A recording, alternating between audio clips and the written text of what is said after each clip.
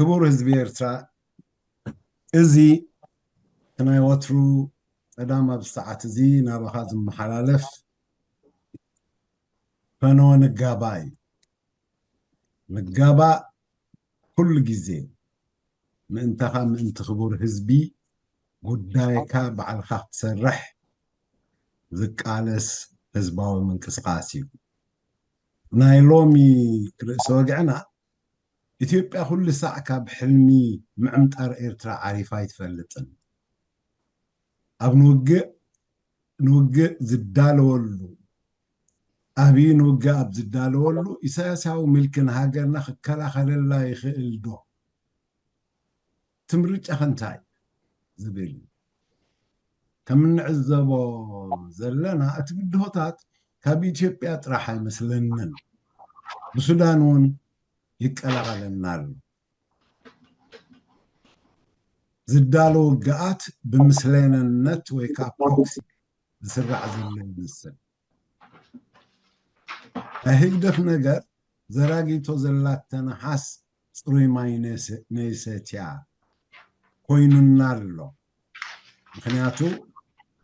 ዝሃገር ናፃኻ ብትወፅእ ኣትሒዙ ቅድሚኡ እውን እንተኾነ ናይ ምዕግርጋርን ምውጋእን ባህሪኡ ክሳዕ ሎሚ ጠጠው ስለ ዘይበለ እዩ ብዝኾነ ግን ዝኣመንካያ ድሙስ ተመን ጎቲታ ትልካ ትመፅእ ዝበሃል እቲ ብኤርትራውነቱ ኣሚኑ ህዝቢ ኤርትራ ምስኡ ዝተቃለሰን ክሳዕ ኣብዚ ደረጃ ዝበፅሖን እናኸድዖ ከም ዝኸደ ከለልዮ ዝጀመረ ድሕሪ ነዊሕ እዩ እሞ እቲ ሕቶ እዚ ናይ እናደጋገመ ኣብ ንህዝብና ዘይምልከቱ ውግኣት እናሸኸለ ሃገር ናፃኻ ብትወፅእ ኣትሒዙ ሃገራዊ ሃብቲ እናባኸነ ቀፃሊ ወለዶና እናጠጠቐ ዝነብር ስርዓተ ምልኪ ኣብዚ ሕጂ ዝበኩዕ ዘሎ ምዕልባጥ ውግኣት ኣብ ከባቢና ንሃገርና ናበይ ከእትዋ እዩ ኢልና ክንርእዮን ንዝሓለፉ ተመክሮታት ብምዕዛብን ዝካየዱ ዘሎ ምንቅስቃሳት ኣብ ግምት ብምእታውን ክንግምግሞ ክንክእል ንሃገርና ካብ ሽቆረራን ራዕድን ንምውፃእ ህዝብና ይኣክል ኢሉ ብዕቱብ ክቃለስ ክለዓል ህዝብና ባዕሉ እንተዘይተላዒሉ ንዕኡ ወኪሉ ግድላቱ ዝፈትሓሉ ከም ዘየልቦ ደጊምና ንምዝኽኻር እዩ ነቲ ዝቃወም ብትኽታኽ ደላይ ፍትሒ ምልኪ ከይቀየርካ ፍትሒ ከም ዘይረጋገፅ ደጊምና ምፅውዑን ምጥንቃቁን ንብስመ ተቃወምትን ድለይቲ ፍትሕን እናተመፃደቁ ስልጣን ዝፅበዩ ከምቲ ንሳቶም ዝሓልሞ ከም ዘይክኸውን ንምዝኽኻር ምልኪ ህግደፍ ኣብ ትሕቲ ብድሕረይ ዳንዴር ኣይትብቆል ዓፊኑ ዝገዝእ ብጭካነ ዝቕፅል ውድብ ምዃኑ ህዝቢ ብዘይ ዕጣይ ምጣጣይ ክርድኦ ምእንቲ ክኽእል እዩ ህግደፍ ገበን ኣብ ርእሲ ገበን እናፈፀመይ ዝነብርን ክቕፅል ዝኽእልን ስለዝኾነ ከዓ ገምረኛታት ብዘይካ ኣብ ስልጣናቶም ተንጠልጢሎም ምንባር ካሊእ ኣማራፂ ሂወት ኣይረኣዮምን ኣብ ስልጣን ምእንቲ ክነብሩ ከዓ ኣብ ክንዲ ተጣዒሶም ኣገባብ ምሕደራኣቶም ዝቕይሩ ገበን ብገበን እናደበሱ ይነብሩ ህዝብና ኢሳያስ ዝመርሖ ጉጅለ ጥፍኣት እንቅፋት ክኾኑ እዮም ንዝበሎም ሃገራውያን ተጋደልትን ተወዳደርቲ ውድባትን ንምጥፋእ ዝተሰርሐ ምዃኑ ክነቕሓሉ ይግባእ። ናይዚ ምሳሌ ኣብ መበገሲ ሰልፊ ናጽነት ቀንዲ ዕላምኡ ምሕቃቕ ዓማ ገይሩ ተበጊሱ ኣብቲ ደርግ እናደኸመ ናብ ኣፈንፍኖት ናጽነት ዝተራእየሉ መድረኽ እቲ ቀንዲ እስትራቴጂ ኢሉ ዝነደፎ ምሕቃቕ ዓማ ከተግብር ተበጊሱ ስለ ዝኾነ ንህወሓት ብምዕዳም ሰራዊቶም ኣብ ሳሕል ብምትሕንፋጽ ካብ ሳሕል ክብገስ እንከሎ ሰራዊት ስለምንታይ ወያኔ ኣብ ውሽጣዊ ሃገራዊ ጉዳይና ይኣትዉ ኢሉ ሕቶታት ኣብ ዘለዓለሉ ልዕሊ ሃገራዊ ጉዳይ ስልጣኑ ከም ዘገድሶን ምርግጋጽ ንዓማ ኣይኮነን ዶ ምስ ወያኔ ምስ ሸይጣን ኮይንና እውን ከነጥፍኣ ኢና ኢሉ ይመሊስ ኣሎ። ካብኡ ዝቐጸለ ድሕሪ ናጽነት ብዘይካና ካልእ ክሓስብ ዝደሊ ኣብ ወርሒ ኸይዱ ይሕሰብ። ካብ ሎሚ ንድሓር ናይ ውድባት ሓሸውየ የልቦን ቀጺሉ ምስ ኢትዮጵያ ክንከይድ ኢና ህዝቢ ኤርትራን ህዝቢ ኢትዮጵያን ሓደ ህዝቢ እዩ ክልተ ጸላእትና ኣሜሪካን ንሳ ዝዓሰበቶ ወያኔን እዮም እናበለና ይኽነብር ጸኒሑን ዝቕጽል ዘሎ ተልእኾና ህዝብና ብዘይ መታለልን ዓባርን ምኽንያታት ልክዕ ገጽን ተግባርን ኢሳያሳዊ መልኪ ክፈልጥ እዩ ኣከያይዳን ኣተሃናንፃን ምልካዊ ጉጅለ ህግደፍ ሎሚ ድሕሪ ናጽነት ዘይኮነ ካብ ምምስራቱ ብትምክሕቲ ተላዒሉ ዝተሃንፀ እዩ ህዝብና ትምክሕቲ ናብ ፋሽስትነት ከም ዝዓቢ ግድን ክንቕሓሉ ይግባእ ሃገር ንቁልቁል ዝኣፋ ዝደፍአ ኣረሜናዊ ጉጅለ ኣብ ከባቢና ሰላም ድዩ ሓዊ ዝፅሕተር ሃገርና ኢንዱስትሪታታ ክዓኑ ቀለብ ኢንዱስትሪታት ዝኾነ ዩኒቨርሲቲ ክዓፁ ወደባት ኣብ ረብሓ ህዝቢ ከይውዕላ ዝዓፁ ኣብ ኩለን ከባቢና ሃገራት ውግኣት እናልዓለ ዕድሚኡ ከንውሕ ዝነብር ኣብ ንሕና ኢና ትምክሕቲ ምንባዱ ጥራሕ ዘይኮነ ሓድሽ ወለዶ ናብ ትምክሕቲ ሓፂቡ ዝሃንጽ ሓድሽ ወለዶና ብዶላራት እናሸጠ ዘሰድድ ኣብ ብርሰት ኤርትራን ኤርትራውነትን ኣበርቲዑ ዝሰርሕ እንትርፈ ናብ ውግእ ናብ ሰላም ክሰርሕ ዘይረአ ክብርታትን ስርዓታትን ህዝብና ዝሕምሽሽ ብዘይካ ሻዕብያ ዝነብርን ዝቕጽልን የልቦን ኢሉ ዝወሰነ ኣብ ኮንትሮባንድን ስርቅን ቁጠባ ጉጅሉ ዝሃንጽ ንሃገር ንህዝቢ ዘይኮነ ንጉጅልኡ ኣርቢሑ ስልጣኑ ብዘቐጽል ኣብ ዋጋ ዕዳጋ እናእተወ ዝሸይጥ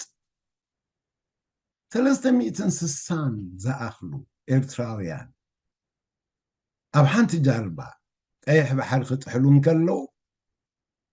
ዲክታቶርያዊ ጉጅለ ኣይተ ኢሳያስ ጸለምቲ ኣብ ባሕሪ ጥሒሎም ብምባል ኣስተናዒቕዎ ወቂዕዎ ዓብዪ ምልክት ጭካንኡ ድማ ነይሩ حلمي إساس إثيوبياوነት إرترا ጥራሕ ኮይኑ ኤርትራ መናሃርያ ናይ ኢትዮጵያዊ ስልጣን እዩ ዝሰርሓላ ኣብ ክንዲ ወረጦ እሻኽ እዩ ዝዘርእ እቲ ዝኸፍአ ዘርኢ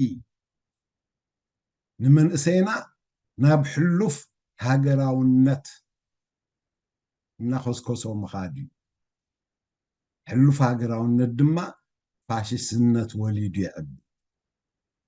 ብዙሓት ካብ መንእሰያት ደቂ ኣንስትዮ ተዓሚፀን ከም ዝስደዳ ተገይረን ክሳዕ ዘለዋ ሓደ እዋን ታሪኻተን ከውግዓሉ እየን እቶም ሓሶት ኢሎም ዝከላኸሉ ፅባሕ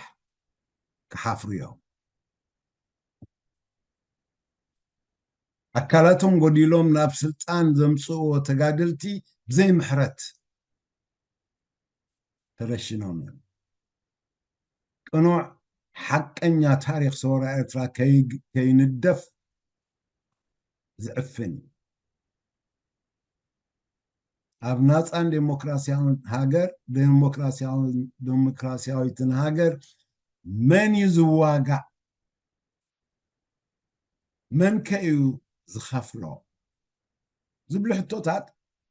ክለዓሉ ዝግብኦም እዮም እቲ ዝኸፍል እቲ ዝዋጋዕ እቲ ተዓፊኑ ዝኸይድ ዘሎ መንእሰይ እቲ ዝኸፍሎ ከዓ ህዝብናን ሃገራዊ ሃብቱን እዩ ኣብዚ ዝካየድ ዘሎ ዓለማዊ ውግኣት እንተሪእናዮ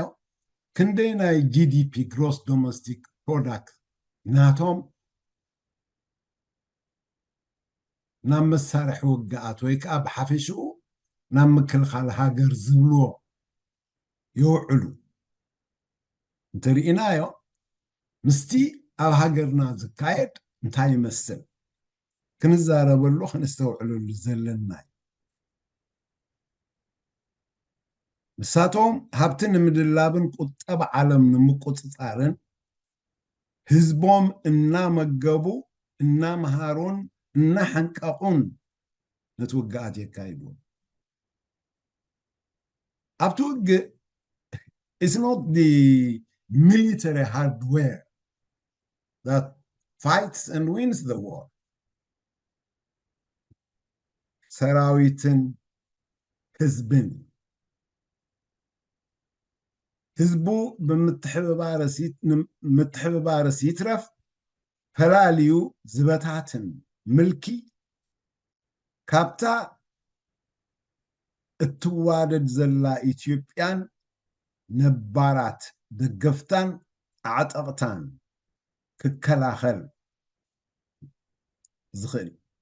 ክከላኸል ዝኽእል ይመስለና ዶ ሕጋዊ ናይ ምክልኻል ውግእ ይኹን ክትፅሕትር እዞም ዝስዕቡ የድልዩኻ ውግእ ንምክያድ ሶን ውግእ መን እዩ ዝስከሞ ኢልና ህዝብን ሃብቱን ካሊእ የለን ምክንያቱ ሓያል ቁጠባ የድልዮም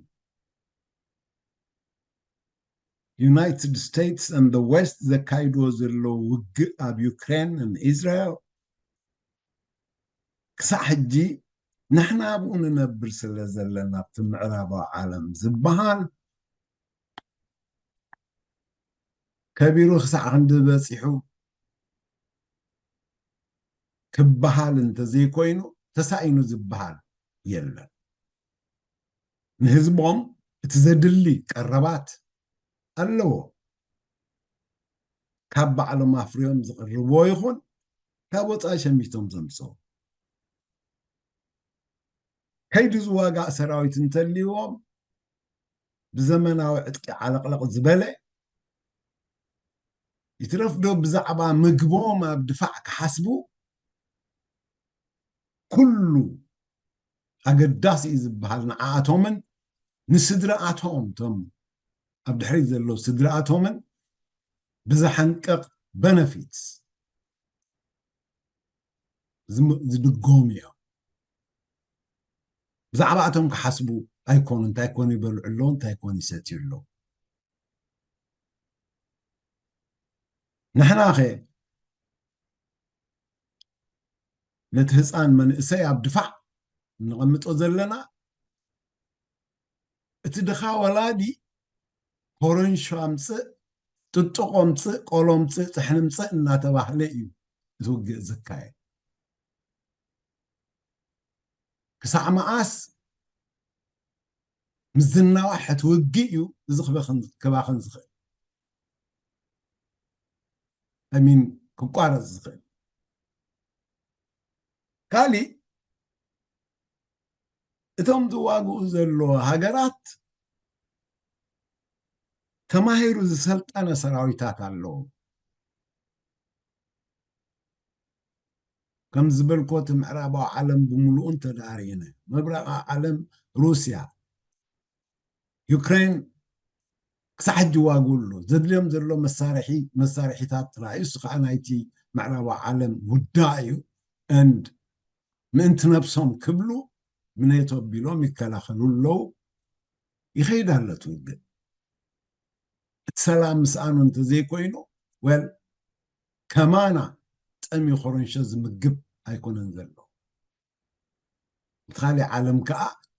ብዘድሊ ይተሓባበሮም ኣብ እስራኤል ዝካየድ ዘሎ ውግእ the same thing ብምስለነነት ዝካየድ ዘሎ ውግእ እስራኤል ስራሕ ክስርሒ ንሕና ክንዛረብ ኢና እቲ ዘድሊ ገንዘብ ይኹን መሳርሒ ውግኣት ከዓ ክንቅርበልኪ ኢና እዩ እቲ ብተግባር ዝኸይድ ዘሎ ንሱ ከዓ ንኢራንን ከባቢኣን ንምቁፅፃር እቲ ቀንዲ ጉዳይ ተማሂሩ ዝሰልጠነ ሰራዊታት ኣለዎም ንሕና ከዓ ወዲ 6 ዓመት ጓል 6 ዓመት ቀዳማይ ክፍሊ ይጅምር ወዲ 17 ዓመት ጓል 7 ዓመት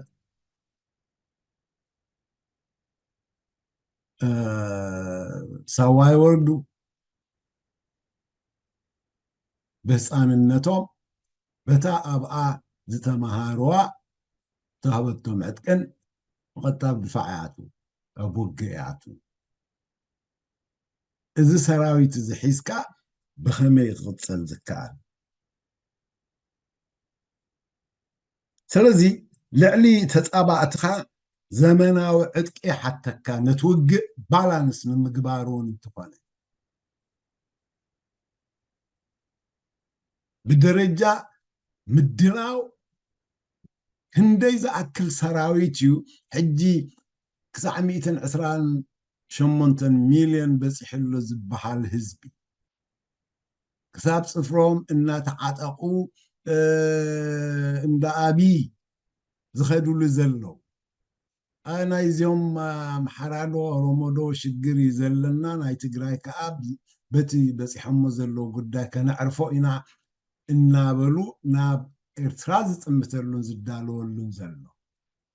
ነቲ ናብ ሶማሊላንድ ኢሉ ዝጀመሮ ኣነ ትኽስያ ድሙስ መዘንጋዕ ኣንጭዋ ኢለ እየ ዝምስለሉ ምክንያቱ ነታ ሶማል ዓለም ዝፈልጠላ እትበሃል ሓንቲ ሃገር ክሳዕ ትማሊ ግዜ ደርግ እውን ከምኡ ዝነበረት ክሳዕ ግዜ እዚ ኣብይ እውን ከምኡ ዝነበረት ግን ኣውቶኖመስ ሬጅን ኮይና ትቕፅል ዝነበረት ሶማሊላንድ ሕጂ ኣነ ከም ሃገር ፈሊጠላ ኣለኹ እሞ መደበር መሳርሒ ውግኣተይ ክገብራ እየ ክብል ዝቕበሎ የለን ምክንያቱ ብዙሓት ኣክተርስ እዮም ኣብኡ ዘሎ ድሮ ከዓ ምስ ሶማል ጠጠው ኢሎም ከበድቲ ስራሓት ክሰርሑ ዝተዳለዉ ከም በዓል ቱርክን ካልእን ኣሎ እቲ መዓንዳ ርእሱ ግን እቲ ንኢትዮጵያ እናጥበየ ዘዕበያ ምዕራባዊ ዓለም ኣብይ ምስራሕ ኣብይዎ ኮይኑ እምበር ካብ ኢትዮጵያ ተስፋ ዝቆረፀ ዓለም ኣይኮነ ቁሩብ እዚ ዋይፋይ ዓንፂሩና ፀኒሑ ቅሬታ ኣብ ዝመፅእ ካብዚኦም ቶታል ክውፅእ ክኽእል ኣለኒ ብዝኾነ ኣብ ምንታይ ኢና በፂሕና ነርና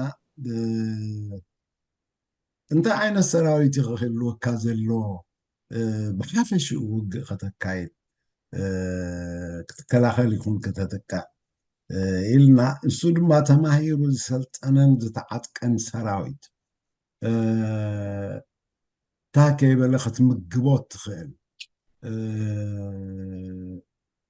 ቤተሰቡ ክትኣልየሉ ትኽእል ብኩለንትንኡ ዝተዳለወ ሰራዊት ክህልወካ ይግባእ ንሕና ግን እንታይ ኢና ንገብር ዘለና ነዚ ህፃን ሰራዊት ኣብ ርእሲ ድኽነቱ ብወለዱን ብቤተሰቡን ብኮረንሾን ብቆሎን ብጥጥቆን እናተጠበረ ዝኸፈየ ኣስካሕካሕ ውግኣት ካብ ዝበሃሉ ክካይድ እዩ ዝግበር ዝነበረን ዘሎ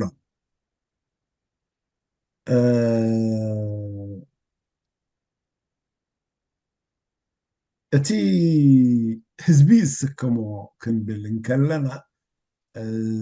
ኣብ ልዕሊኻ እምነት ዘሕደረ ብኩለንትንኡ ዝስለፍ ህዝቢ ስለምንታይ ንረብሓ እዩ እዚ ዝካየድ ዘሎ ውግእ ኣንፃረይ ወል ኣንፃር ረብሓ እዩ ስለዚ እቲ ዘካይዶ ውግእ ንረብሓይ ምክልኻል ኢሉ ኣብቲ ዝመርሕ መንግስቲ ተኣማሚኑ ኣብቲ ዝዋጋእ ሰራዊት ተኣማሚኑ ዝኸይድ ህዝባዊ ሓይሊ እዩ እቲ ዘድልየካ ኣብዚ እንነብረሉ ዘለና ምዕቡል ዓለም ነቲ መንግስታቶም ዘካይድዎ ውግኣት ኣብ ካሊእ ዓለም እቲ ንዓኻ ዓበይቲ ገዛውትን ዓብይ ሃምበርገርን ዓባይ መኪናን ኢንቨስትመንትን ዝርብሽ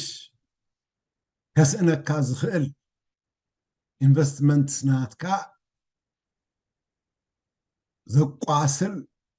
ወይ እውን ክድምስስ ዝኽእል እዩ ተባሂሉ እዩ ነቲ መንግስታት ዝድግፎ ንሕና እምበኣር ህዝብና እንታይ ይረብሓሉ ናፃ ካብ ትወፅእ ክሳብ ሕጂሲ ነቲ ህዝቢ ካሊእ ትረፍ ቅጫ ተደሪሩ ክሓድረሉ ዘኽእል ሂወት ኣይረኸበን ኩልና ከም እንፈልጦ ካብ ተሰዲዱ ዘሎ ካብ ተሰዲዶም ዘለው ደቁን ቤተሰቡን ዝፅበ እቲ ህዝቢ ነቲ ይትረፍዶቲ ተዓፊኑ ዘሎ ህዝቢ ኣብቲ ግደፍ ኮይኑ ሆ ዝብል ዘለውን እንተኾነ ብኸምኡ ዝነብር ህዝቢ ሕጂ እንታይ ኮይኑ ኣሎ እዚ ካብ ዝኸውን ንዓኺድ ንዕኺድ እሞ ኣብኡ ኮንኩም ሓደ ትዕቀቡ ካልኣይ ከዓ ንዓና ተንብሩና ኮይኑ ኣሎ ስለዚ እዚ ህዝቢ እዚ ነዚ ውግእ ተሰኪሞ ክኸይድ ይኽእል ዶ ክፀውሮ ይኽእል ዶ ኣብ ኣንፃሩ እንታይ ዝኸውን ዘሎ ነቲ ህዝቢ ኣብ ሕድሕዱ ምትእምማን ከም ዝስእን እቲ ዝዓበየ መሳርሒ ናይ ዝምልኪ ሓደ ነቲ ሓደ ሓንቲ ነታ ካልእ ውሉድ ንወላዲኡ ከምዘይተኣማመን ምግባር እዩ እቲ ቀንዲ መሳርሒ እንድሕሪ ኣብ ውሽጢ ስድራ ኣብ ውሽጢ ሓደ ኮሚኒቲ ምትእምማን ክህነፅ ዘይክኢሉ أوشتتي أبتهاجر زلو هزبي قبيلة سجر أوراجا سجر هايمانوت سجر متأمان كله أي كلني مالت بزي ناتبتاتنا زنبر زلو هزبي نزا هاجر زيا از منجست زي منتعي توقع كان عين مكل خاليلو تسلفلو أي كلن هاجرنا بزخونة تاتزيا زلا بالتقلالي تمالختي نتبشت زلو يخونة بسدت زلو دقيمو كحسبلو نمقبارو نزي حاسبلو معرفة خقابرلو انتزي كيلو كا تشجر تسكامي ينسو مخان تهاجرونا بحادقات تودق مخانا دقيمنا خان الرقاق قلو كنبر عبرو خنكئل أورانتي أبسدت بفلاينتي أبتقاو موزرلو نمنتاي زقاوم زرلو انتاي نمعوات يلو እንደገና حسب كقبرون مخال نزل بزخ بزام السله هيوت كتوصون دحركينكا تهاجرون هاجرو خوينا كتقصل كتحجزون دحركينكا اتي كسا حجي تعشي زلو كلبم اتي حجي تبتاتينو زلو متأسسار الناصرحي كعبي ابتحتي دما وصلاي تقتيلو ما ترقيا دربيوخا كتما خوينا نقال سلب زنبرنا غزي قسلا يدربيوخا نا ترقيا بسلك حنيقوم يدربيوخا زنبره هيواتن صنوع سللانا إثيوبيان كويني بوشتنا تودبت قال سكايدو أبوشت صنكور كوننا نحنا نصو عنتايم يا أخلني كبر اسكاز قبركم قبرون خبر أما أسرت خبر لدالي خمني بلو يخستان مغنياتو تيتاي كون نزل عزل امبيز بالزل يا أخلني زبالزل دقاي كاب لومي بعسرتا تعتاشحات زتطقم تميت يتطقم نبيغ بالزخل اتي اقاوم اللخو زبل دلاي بسم دلاي فتحي زصوع من قسقاسات ودبات تقباراوي ناب زخونه نايزي حزب صقام كصوع بزخل مقدي كحسب كخيل انت زي كوينو تصباي سلطان وحجي وسدو كالي توونت قداي سرعات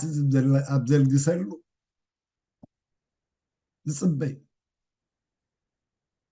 قليهم كا زي كهزبوا جنبار كالي زقصل يلني لو ما بتقاوموا خينهم زنقرونا له زنا يتقاوموا ودبات دو من قسقاسات زرب حيكونن كما بحد ختما زلو دكانات وانت خقبرو دا قديفنا مسينا نقاوم لنا زبلو نمن أنصار من من ربحة بخما يقباب كذب حطوتها كالعلك خيل أمه تفك قرارب زخيلك قرارب انت زي كوينو حدا تتصباينتي كالأي قال عالماوي قال عالماوي تهاجر كاب زحجن لعلى زوردا معاتيلن سلازي أخا قال عالماوي يزبل زلو اتي هنا إثيوبيا قدايا مودا أخا أربوز دلنتايو كل جيزي نهاجرنا خم عمتار حريم حلنا عريفة يتفلتن تا أمحراوي إثيوبيا نامن اللي كايكون اللومن ده هاي لسلاسي بسالا ምዕራባዊ ዓለም ብሰላ እቲ ዩኤን ተባሂሉ ዝፅዋዕ ኣረኪቦምና ፌደሬሽን ኢሎም እንደገና ፌደሬሽን ነቲ ዝፈረሙሉ ፌደራል ክከላኸልሉ ኣይከኣሉን ምክንያቱ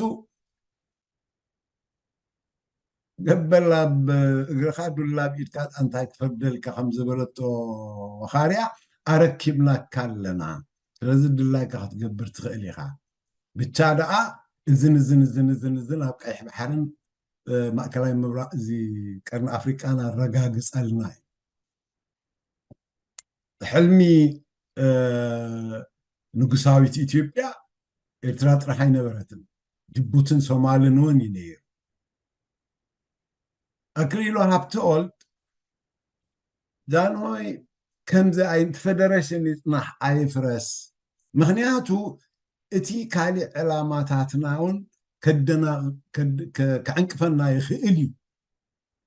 ናይ ጅቡትን ናይ ሶማልን እንተበሎም በብሓደ ምቁርማሚ ኢሎም ሃይለ ስላሴ ከዓ ምስቲ ዝመፆም ድፍኢታት እቲ ንቀይሕ ባሕሪ ንምቁፅፃር ንቀርኒ ኣፍሪቃ ንምቁፅፃር 25 ዓመት ውዕል ምስ ኢትዮጵያ ዝኣተዎ ንሬድዮ ማሪና ናይ ኣብ ዓለም ሲ ካብ ኢትዮጵያ ኣይሚን ካብ ኣሜሪካ ወፃኢ እቲ ዝዓበየ ሳተላይት ቴሌኮሙኒኬሽን ሲስተም ኣብ ኤርትራ እዩ ናይ ኣሜሪካ ስለዝኾነ ናብ ደርጊ ሓሊፉ ደርጊ ከዓ the same thing እቲ ለውጢ ዝመፀ ድሕሪ ሃገር ነፃ ምውፃኣ ህወሓት ናይ ኢትዮጵያ ስርዓት ካብ ዝሰርሕሉ ህዝቢ ኤርትራ ምንቲ ናፅነቱ ተቃሊሱ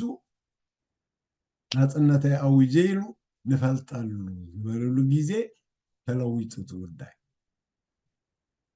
እዚ ግን ደቂሱ ዝነበረ እዩ ምክንያቱ ኣምሓራ ስልጣን የብልኩምን ንኤርትራ ክትግንፀል ክትቅበሉ ግዝያዊ መንግስቲ ኢኹም ቀዋሚ መንግስቲ ምስ ተተኽለ ዝውሰን እዩ ኤርትራ ክትግንፀል የብላን ኢሎም ተቃሊሶም ኣይኮነሎም ሕጂ ኢሳያስ እምበኣር እዚ እናፈለጠ ወይ ስለምንታይ እዩ ምስ ኢትዮጵያ ሓደ ህዝቢ ኢና ኢና ንኸይድ እዚ ዶባት ቁም ነገር ኣብ ዘይኮነሉ ደረጃ በፂሑ እዩ ዋትኤቨር እናበለ ናብታ ዘበገሰቶ ዕላማ ዝወስደና ዘሎ ሕጂ ኣብዚ ተጣለምሉ ግዜ ድሕሪ ምስ ኣብይ ኮይኑ ከተግብሮ ሓሲቡ ዝነበረ ክልተ ጎራሓት ሓሙሽተ ስንቆም እዩ እቲ ነቲ ቆልዓ ኣልጊሱ ስልጣን ኢትዮጵያ ምቁፅፃር ናብቲ ዘምፅኦ እዩ እቲ ከዓ ንወያኔ ሃሪሙሉ ምክንያቱ ክእሎም ከምዘይኮነን ኮይኑ ስለዝፈለጠ ሃሪሙ ክልቲኦም ይዳኸሙ ኣለው ስልጣኑ ናይ ኦሮሞ ሓይሊ ዝመርሖ ስልጣን ኣብ ኢትዮጵያ ምርግጋፅ ሕጂ ንሕና ብዛዕባ ጉዳይና ጉዳይ ሃገርና እዚ ሕማም እዚ ካብ ኢትዮጵያ ዘይለቅቕ ምዃኑ ፈሊጥና ብውሽጥና እናማዕበልና ንዝመፅእ ውግኣት ክገጥም ዝኽእል ኢኮኖሚ እናሃነፅና መንእሰያትና ብደረጃ ሳይንስን ቴክኖሎጂን እናማዕበሉ ምክንያቱ ኣብቲ ውግኣት እውን እንተኾነሎም ብኸፍካ ዓለም ተዋግኣሉ ደረጃ ከምዕብሉ ግዜ እናሃብካ ኣብ ክንዲ ምድላው ኖ ክጥጠቕ ኣለዎ እዚ ህዝቢ እዚ ክፀምእ ኣለዎ እዚ መንእሰይ እዚ ከዓ ክጥጠቕ ኣለዎ ነታ ግዝያዊ ስልጣኑ ክትቅፅል ይገብሮም ኣሎ ይግደፍ ኣብ ክልተ መቕሎም በኣር ነዚ መንግስቲ እዚ ጉዳይና ንምጥቕላል ሓደ እቲ ዝኸረረ ካብ ተጋድሎ ግዜ እናተሰርሐ ዝመፀ ብዘይካይ ዳንዴራይ ትቆል ኢለ ዝመሰልኮ ዝቕፅል ዘሎ እቲ ሃርድ ኮር ናይቲ ጉጅለ إذا قاع حزبنا أنت تأمين تدخمن تتجفجفه انتهى يكونن نسلم قصال سلطان سرحو زلو سلسقاني بزح اكزامبلز يزلو نايت حزبنا مبدال فهمتي عنتوي تنكفكو كزاربالو دلوات زي كونو حزبي جانا بوصاي رحقهم كلو نابرا عد زنبر سلزقانا سلازي إذا تكون تخالي مس بصص كبل زي كل زتعفن حزبي نسون تعفينو اب سلطان كوينو اገልጋሊ ጥራሕ ኮይኑ ዝኸይድ تخالي እታ ትነፍር ጤልያ ኢሉ ዘእመኖ ብዛዕባ ጉዳይ ህዝቢ ብዛዕባ ጉዳይ ፖለቲካዊ ውድብ ብዛዕባ ምሕደራ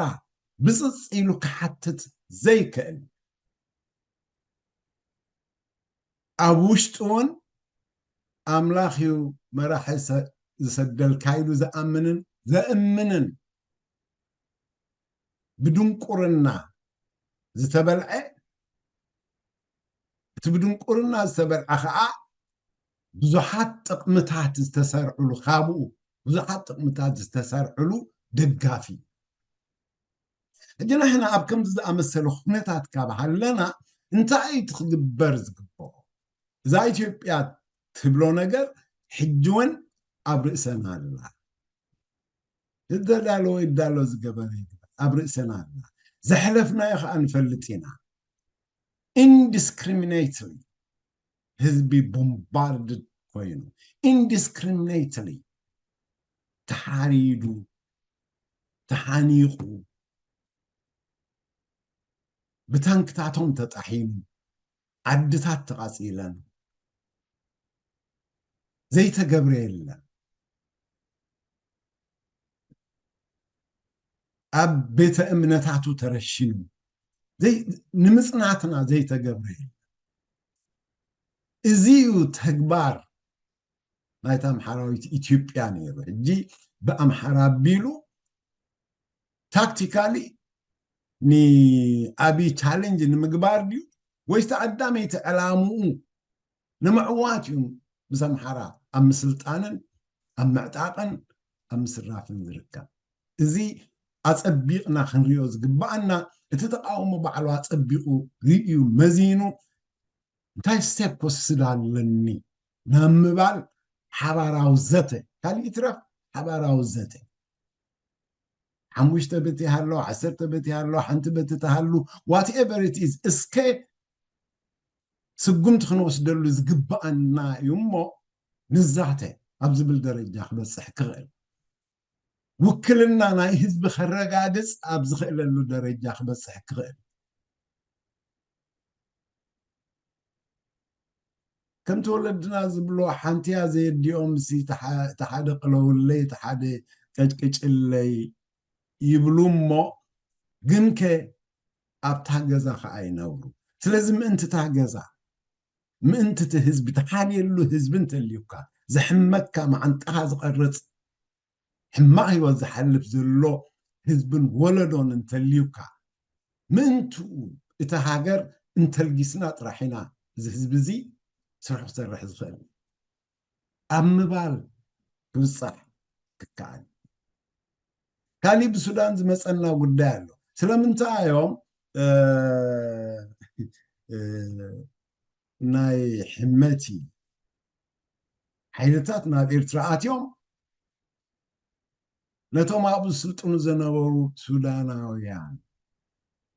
هاريمو بكيدو من كيمتن تهاريمو اتأكل حبرة سبنا زخونت على أزقورصو ناي بيجان من عامل الحزب ديو ويكا بحق ناي سودان سراويتي ويكا حنفس فاصنا كلتي تخوين من التحانا في صوم سلم تايكي زبل حتو كان العلوز قبعناي بعابي إخاء سلم انتا يوم حمتي سراويت بواغنر تدقيفهم which is بinterference ናይ ሩስያ ናብዚ ከኣቱ ክኢሎም ማ ሩስያ ዳእታ ኢሳያስ ኣፈወርቂ ኣብ ጎና ኣለኹ ኣብ ጎኒ ያላ ትብሎ ዝኸይድ ዘሎ መስርሕ ደይኮነን እንታይ መልክዕ ደኣሉ ዝሕዝ ዘሎ ናበይ ከ ይወስደና ኢልና ክንሪኦም ዝግቡና ነገራት እዩ ብዓብዩ ግና ሕጂ እዚ ዝዳሎ ዘሎ ዝኸበና ዘሎ ብሰንኪዚ ምልክዚ ዝመፀና ዘሎ ኩሉ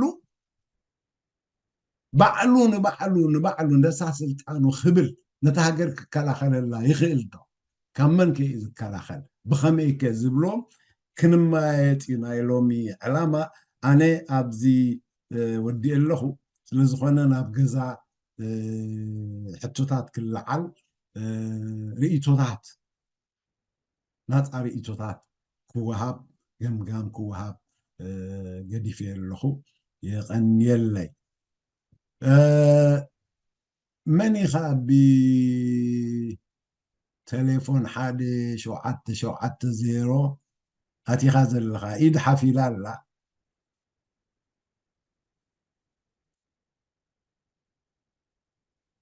ኦኬ እሞ ይሰምዓኒ የለን ኣንተ ቦይ ምዝራብ ክጅምር ከለኹ ሓፍ ዝበለት እያ ስለዚ ኣብ ገዛ ንዘራረበሉ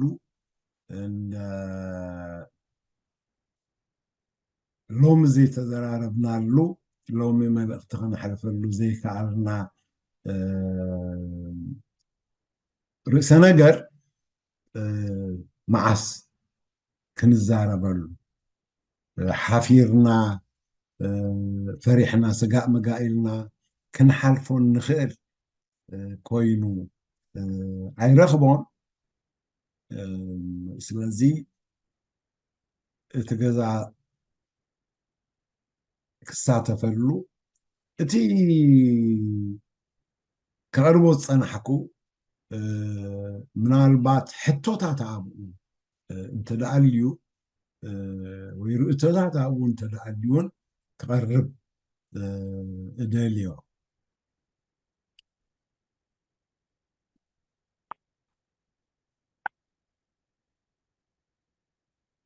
عقباي مرحبا منزوروس سمع لهم هو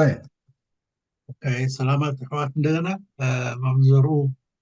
نويح عندي دي ذهب كايو سبيتشي نقول لك اتنجيب كان نقول لك اخيد كا حجي قرب يعني دابر اللي ينبر لينا يتعز كمان يتقم كونو حجي انا منالبات كتبها لنا منزوروسني እንታይ ውግእ ክካየድ ቀራርብ ኣሎ ድዩ ኢሳያስ ኮይኑ ከምኡ ዝብል ወረ ኣሎ ድዩ ኮይኑ ካልኣይ ከዓ እዚኦም ናይ ሕመቲ መፂኦም ሳዋ ሃሪሞም ሲ ኣነ ኣይሰማዕኩን ኖ ምናልባት ናይ ሕመትስ ካብ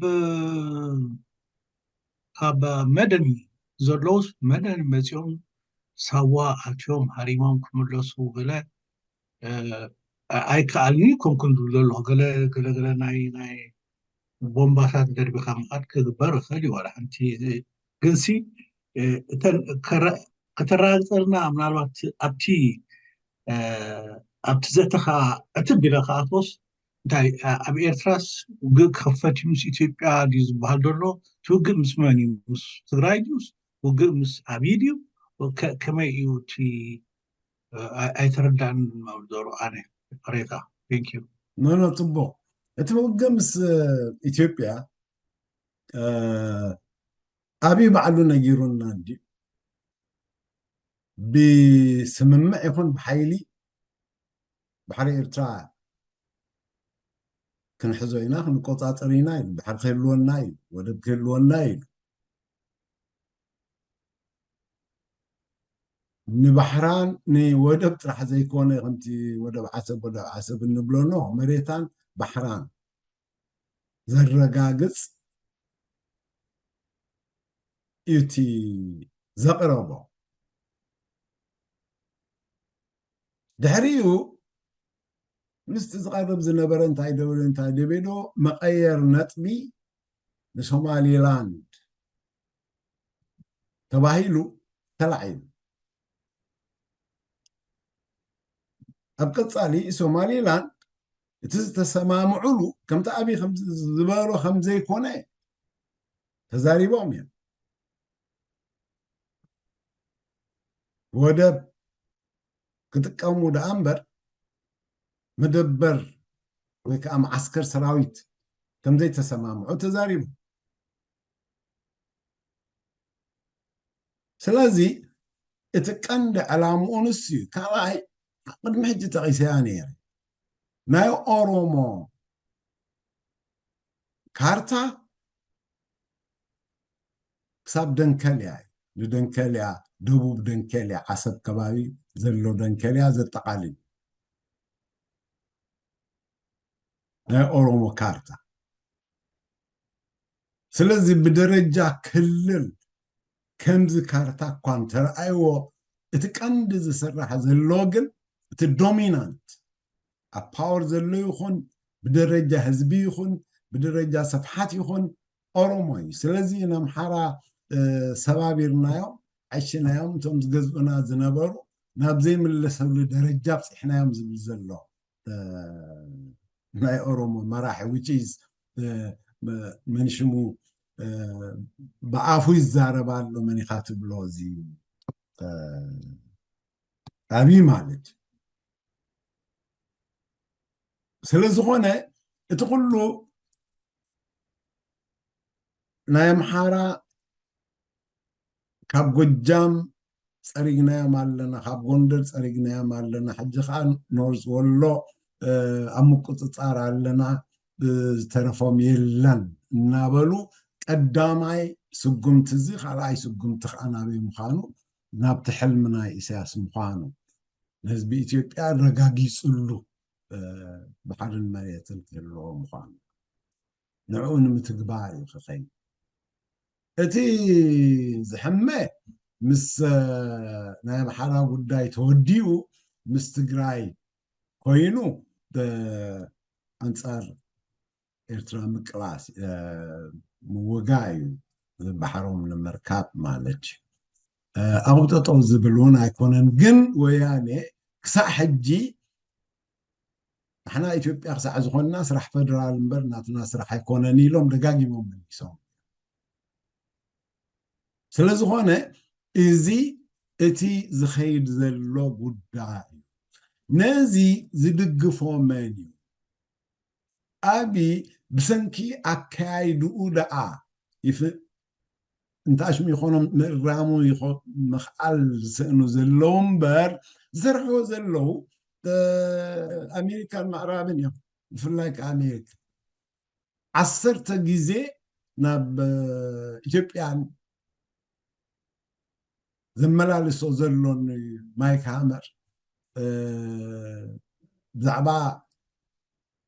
ቀይሕ ባሕርን ቀርኒ ኣፍሪካን ኩሉ ሳዕ ብኣሜሪካ እናጠበወት ዝዓበየት ከዳሚት ሃገር ኢለ ዝፅውዓ ኢትዮጵያ ዋላብቲ መመዘክርና እንተንግንፅል ኢለ ዝፅሓፍኮ መፅሓፍ እውን ከዳሚት ሃገር ኢለ የፀውዐ ምክንያቱ ክትስራሕ እንከላ ትሒዙ ንኢትዮጵያ ቀርኒ ኣፍሪካን ባሕርን ክትቆፃፀረሎም እንደ ሂንተርላንድ ኦፍ ኢትዮጵያ እውን ክትቆፃፀረሎም ኢሎም እዮም ብምትእምማን ሰሪሖማ ዝለዓለ ኤድ ካብ ዩኤስ ዩሮፕ ዝመፃ ዝነበረት ሃገርካ ኢትዮጵያ እዚ ሸተት እናበለ ሸተት እናበለ ሸተት እናበለ ኣብ ደርግ ጠፊኡ ነይሩ ደርግ እውን ኣይገደፎምን ብተዘዋዋሪ መገዲ ኣይገደፎን ብተዘዋዋሪ መገዲ ክወድቕን ሓገዝ ከወፍዩን ፀኒሖም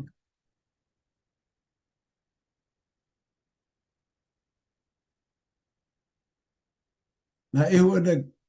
መንግስቲ ምስ ተሰርሐ then እንደገና ናብ ምድጓም ከይዶም ሓደ ብመሰረት እቲ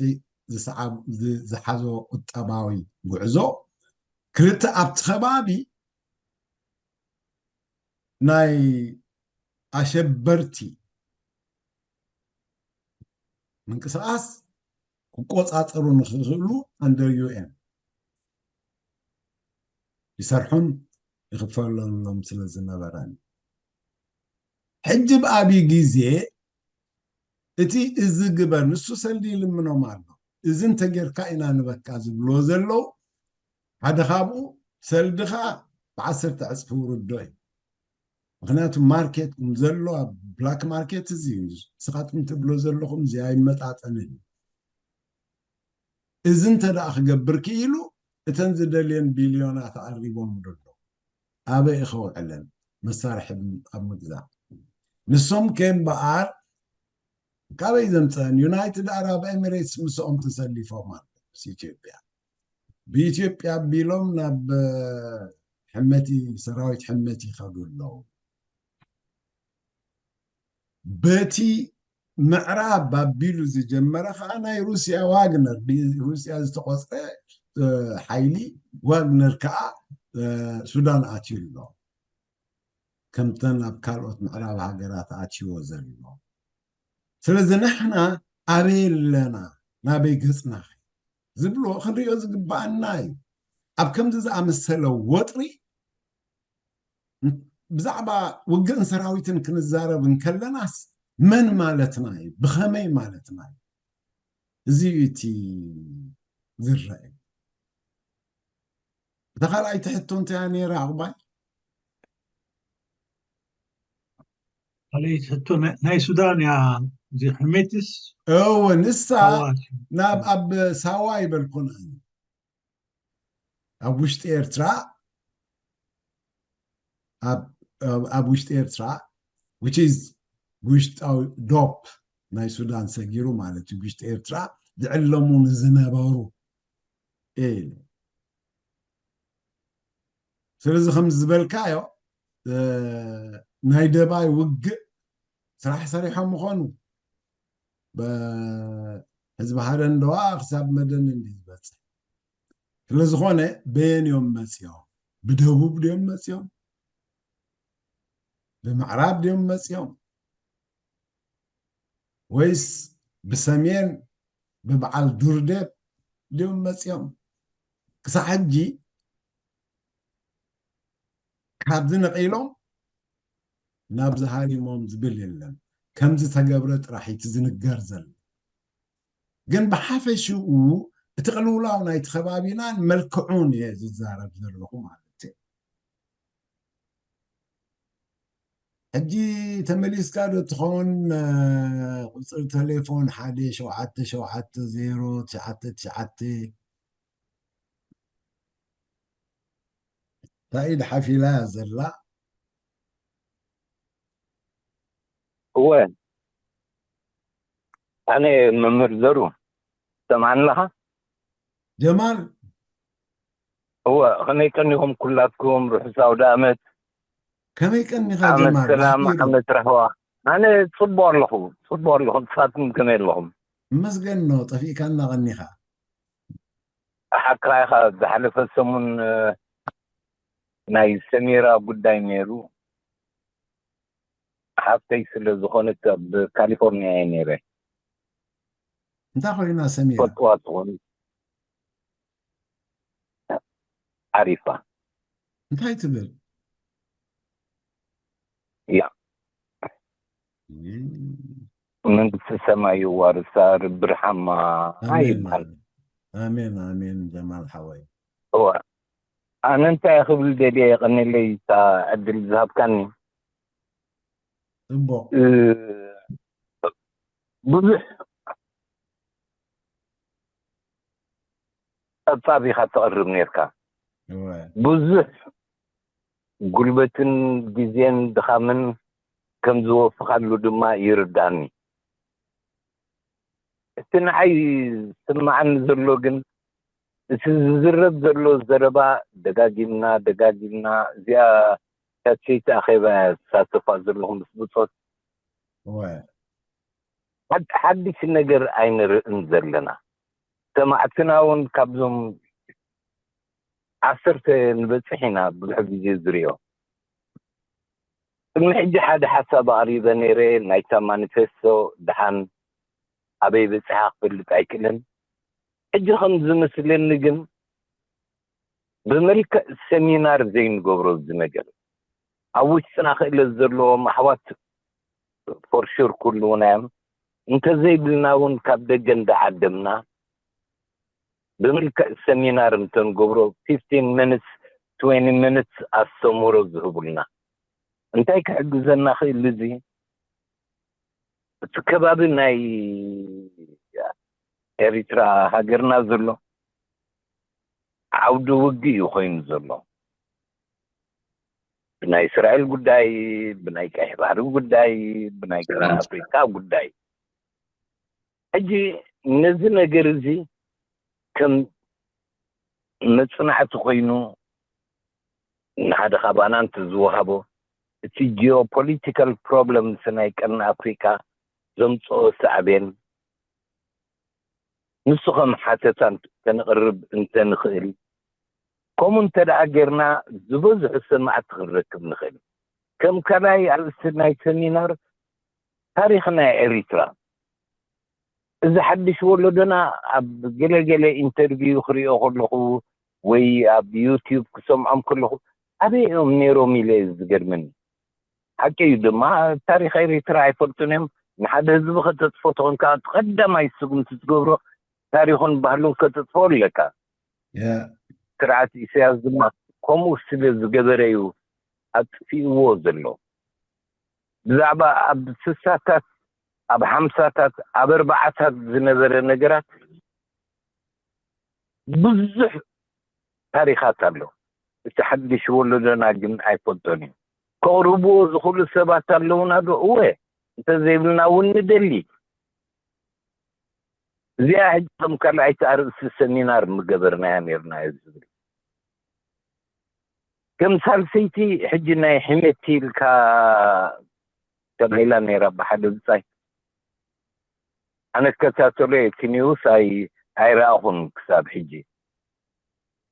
جل سلمتعينا بزعبة تاريخ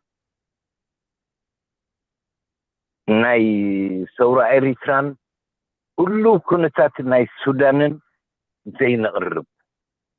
كله كونتات ناي السودان one way or the other نبانا تصلوا نايو حميتي تباهي الصوال من يزي حميتي نحد من سين حتيجي سند له حد تيروريست ناي السودان يقبل نخلفون زون كما رأستي كله كونتات ناي السودان تصلوا نايو كله كونتات ناي كرنا أفريقيا جيوبوليتيكس وسين نامتن زرارو بلو زبزح سمعنا زخيل من سي كننكحلون كنساتفون مخالنا زرب نوبيح الزرباتات قل لمداو خوينو مونوتونس خوينو كل يار سندعربنا قل كاب سرادة غي زي حدلف ويقلي اتسر الزبالة انت نقبر نتمن سين دامت اخسن عقاز مخوننا نيرو من سياتنا ayruddoo min ይዘብለው ምን ሲያትና አበይም ዘሎ አይን ፈልጥን ከምባል ነንከ ሓዮስ ከንት ህዝቢ እንተዳንክ ሕካዩ ትመን ሰይስ ድሕሪ ተሳይ ተወለደዩ ከምታ ዝበልኩኹም ያ ድማ ከተጥቱ ተዘለኻን ሓደ ህብረተሰብ ታሪኹ ከተጥፋሉ ለካ እንዴ ወርቃው ታሪኽ አለና ኣብ 60ታት ዝነበረ ኣብ 50ታት ዝነበረ ኣብ 4 ዝነበረ መንሰይ ተርበይን ተንገብር I don't know ሶቶ ሆማና ይመስለን ሞሲ እዚያ ከም ለቦ ከባድሊ ለዘሎም ሰባት አይን ስንኒና ካውሽትና ተዘይረኽብናውን ካብ ደገ እንዳዓደምና አክን ብዙሕ ዘረባ ንገብር ብዙሓት ሰማዕቲ በብቁርብ ከነፍር እዚኣ ወድሓንኩም بطعم صبور جمال اتقندي صراحة نحن خم زبالكا خم نقابة نهزبنا كنحلو زخيل حبريتاتات مسناقي سفا نايت زي فلطو زنبر سرعات هقدف نسخة حجي أميدا بجزي قالس زنبر اللون تحرنا هاقراون أتصنت نابز حجي بس يحوز اللو زي السقاقرون أتصبع كاب نقحات تفلطو إخايلة أم أبزي درجازي مزينهم كأربو زخيلو ወይ ዝኽእልሉ ደረጃ ንቕሓት ሃለው እትብሎምን ጨሪሶም ዘይከታተልዎ ብኸመይ ኣብቲ ውድባ ነይሮምን ከዓ ክትፈልጥ ናይ ግድን እዩ ማለት ሕጂ ንሕና ኩሉ ግዜ ከመይ ኢሉ እቲ ህዝብና ኣብቲ ዝለዓለ ደረጃ ንቕሓት ይበፅሕ እሞ ናይ ባዕሉ ጉዳይ ባዕሉ ክሰርሕ ይለዓል እዩ ስለዝኾነ እቲ ዘቕረብካዮ ርእይቶታት በቢ ከቕርቦ ዝኽእል ከቕርብ እንተኽኢሉ ቅድሚ ሕጂ ንሰርሓሉ ዝነበርና ንፅውዕ ብዛዕባ እዚ ኣርእስቲ ዝተዛረብ ንብል يقرب زعما الاستزارة تزارب نبل يقرب أبزي حسب زبالة أوانات اسكي نفس وكف معلتي دارقها فنوه بالنقبرلو أرئيست ساجست قبارو مغنياتو كم زبالكايو كسمعو زدلن كبروحو زدلن سلزه اللو تسب كالعاي نتهزبي حريمو زلو نقرون ببوغانو سلزفلت ما انت رئيتو تاتو قرب ساجست خجبر إلنا إنا أقربوا لنا النبي ويار استي ويسب أقربوا لنا النبي حجم بعد إذي بملوك قبول يخبلك كايلي جن حجون حجزونا أبزق زيزي كستون انت قراو وي اني بزارست زي اقرب ساعن زي اتاكل كزارب إلو ننفسو كوكف زخيل انتليو أحتت مالتي بزي بزعبا هلو كنتات هاجرنا سودانن أتطبيقو كمزبالكا قداسي مهنياتو دارقا فلالينا خنري إلا بزي نخيل حدا بدرجة حبرة سبات سودان زلو حبرة سب مستياب إرترا زلو حبرة سب بسنك مجزعة النت قراريسو زترفة دحيرون بسنك قفعنا إثيوبيا تقريسو تقوهات إيتو معقب خركب تسدد كسعمة ما يتسددو حزبنا ملوك كتماتات مبراقاوي يدفو زي كارتم دون تايدو مبراقاوي زون حيزو زلو حزبناي قد عارف إرتراويان يوم زوننو عن تبلكو أيقاننكو مير نايت ختما إرتراوي أبز بلكم زلو بيزي قفع زي تسدد سبعي دكو أبوه هوليدوم زعبيو ስለዚህ ከሰላኸሙ دور ديبكم مبرق حسكاس هم زبلكم كساب متما تقادلت زنبرونا يا جماعه زنبرو كله سفر سدتنيا تاع سمسم او رخم بسفيحو زلو إرترايان يوم عدتات سريحو ابو زلو إرتراون تم قدم زنبرو مريتنا ايلوم زماوت يوم سدتنيا تاتيلو ما يكونن تنقدم ابو زنبرو مريت معي ولدنا بسيف تواقيهم زحازو زعبيو مريت إيلوم زواقع أنستير يعني جبا قدارف مدبات إن أبزغد كل جزيرة سلسو خناسي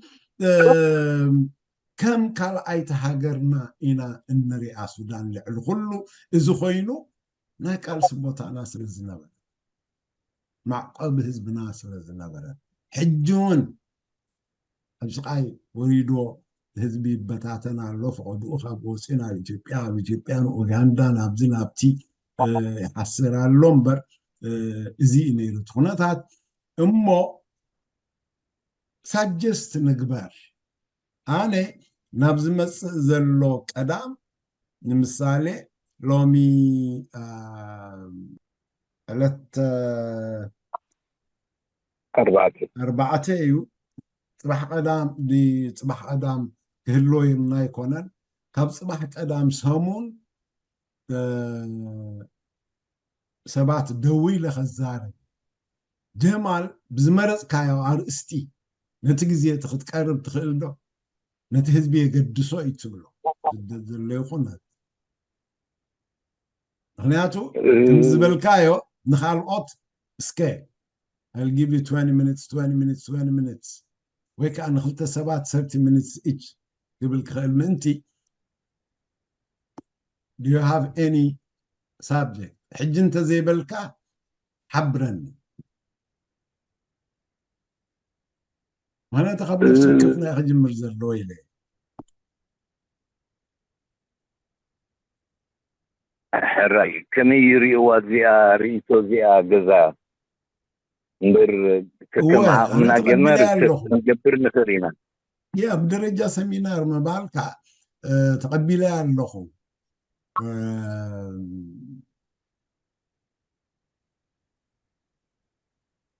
يا ممزرو هرا عقباي I think من هذا جمال بزح زي التمير هاي يكون مبر عبد الحلف 3-4 عامد أنا قبل الساعة في الحرسي سبات نداموس وندامس أخا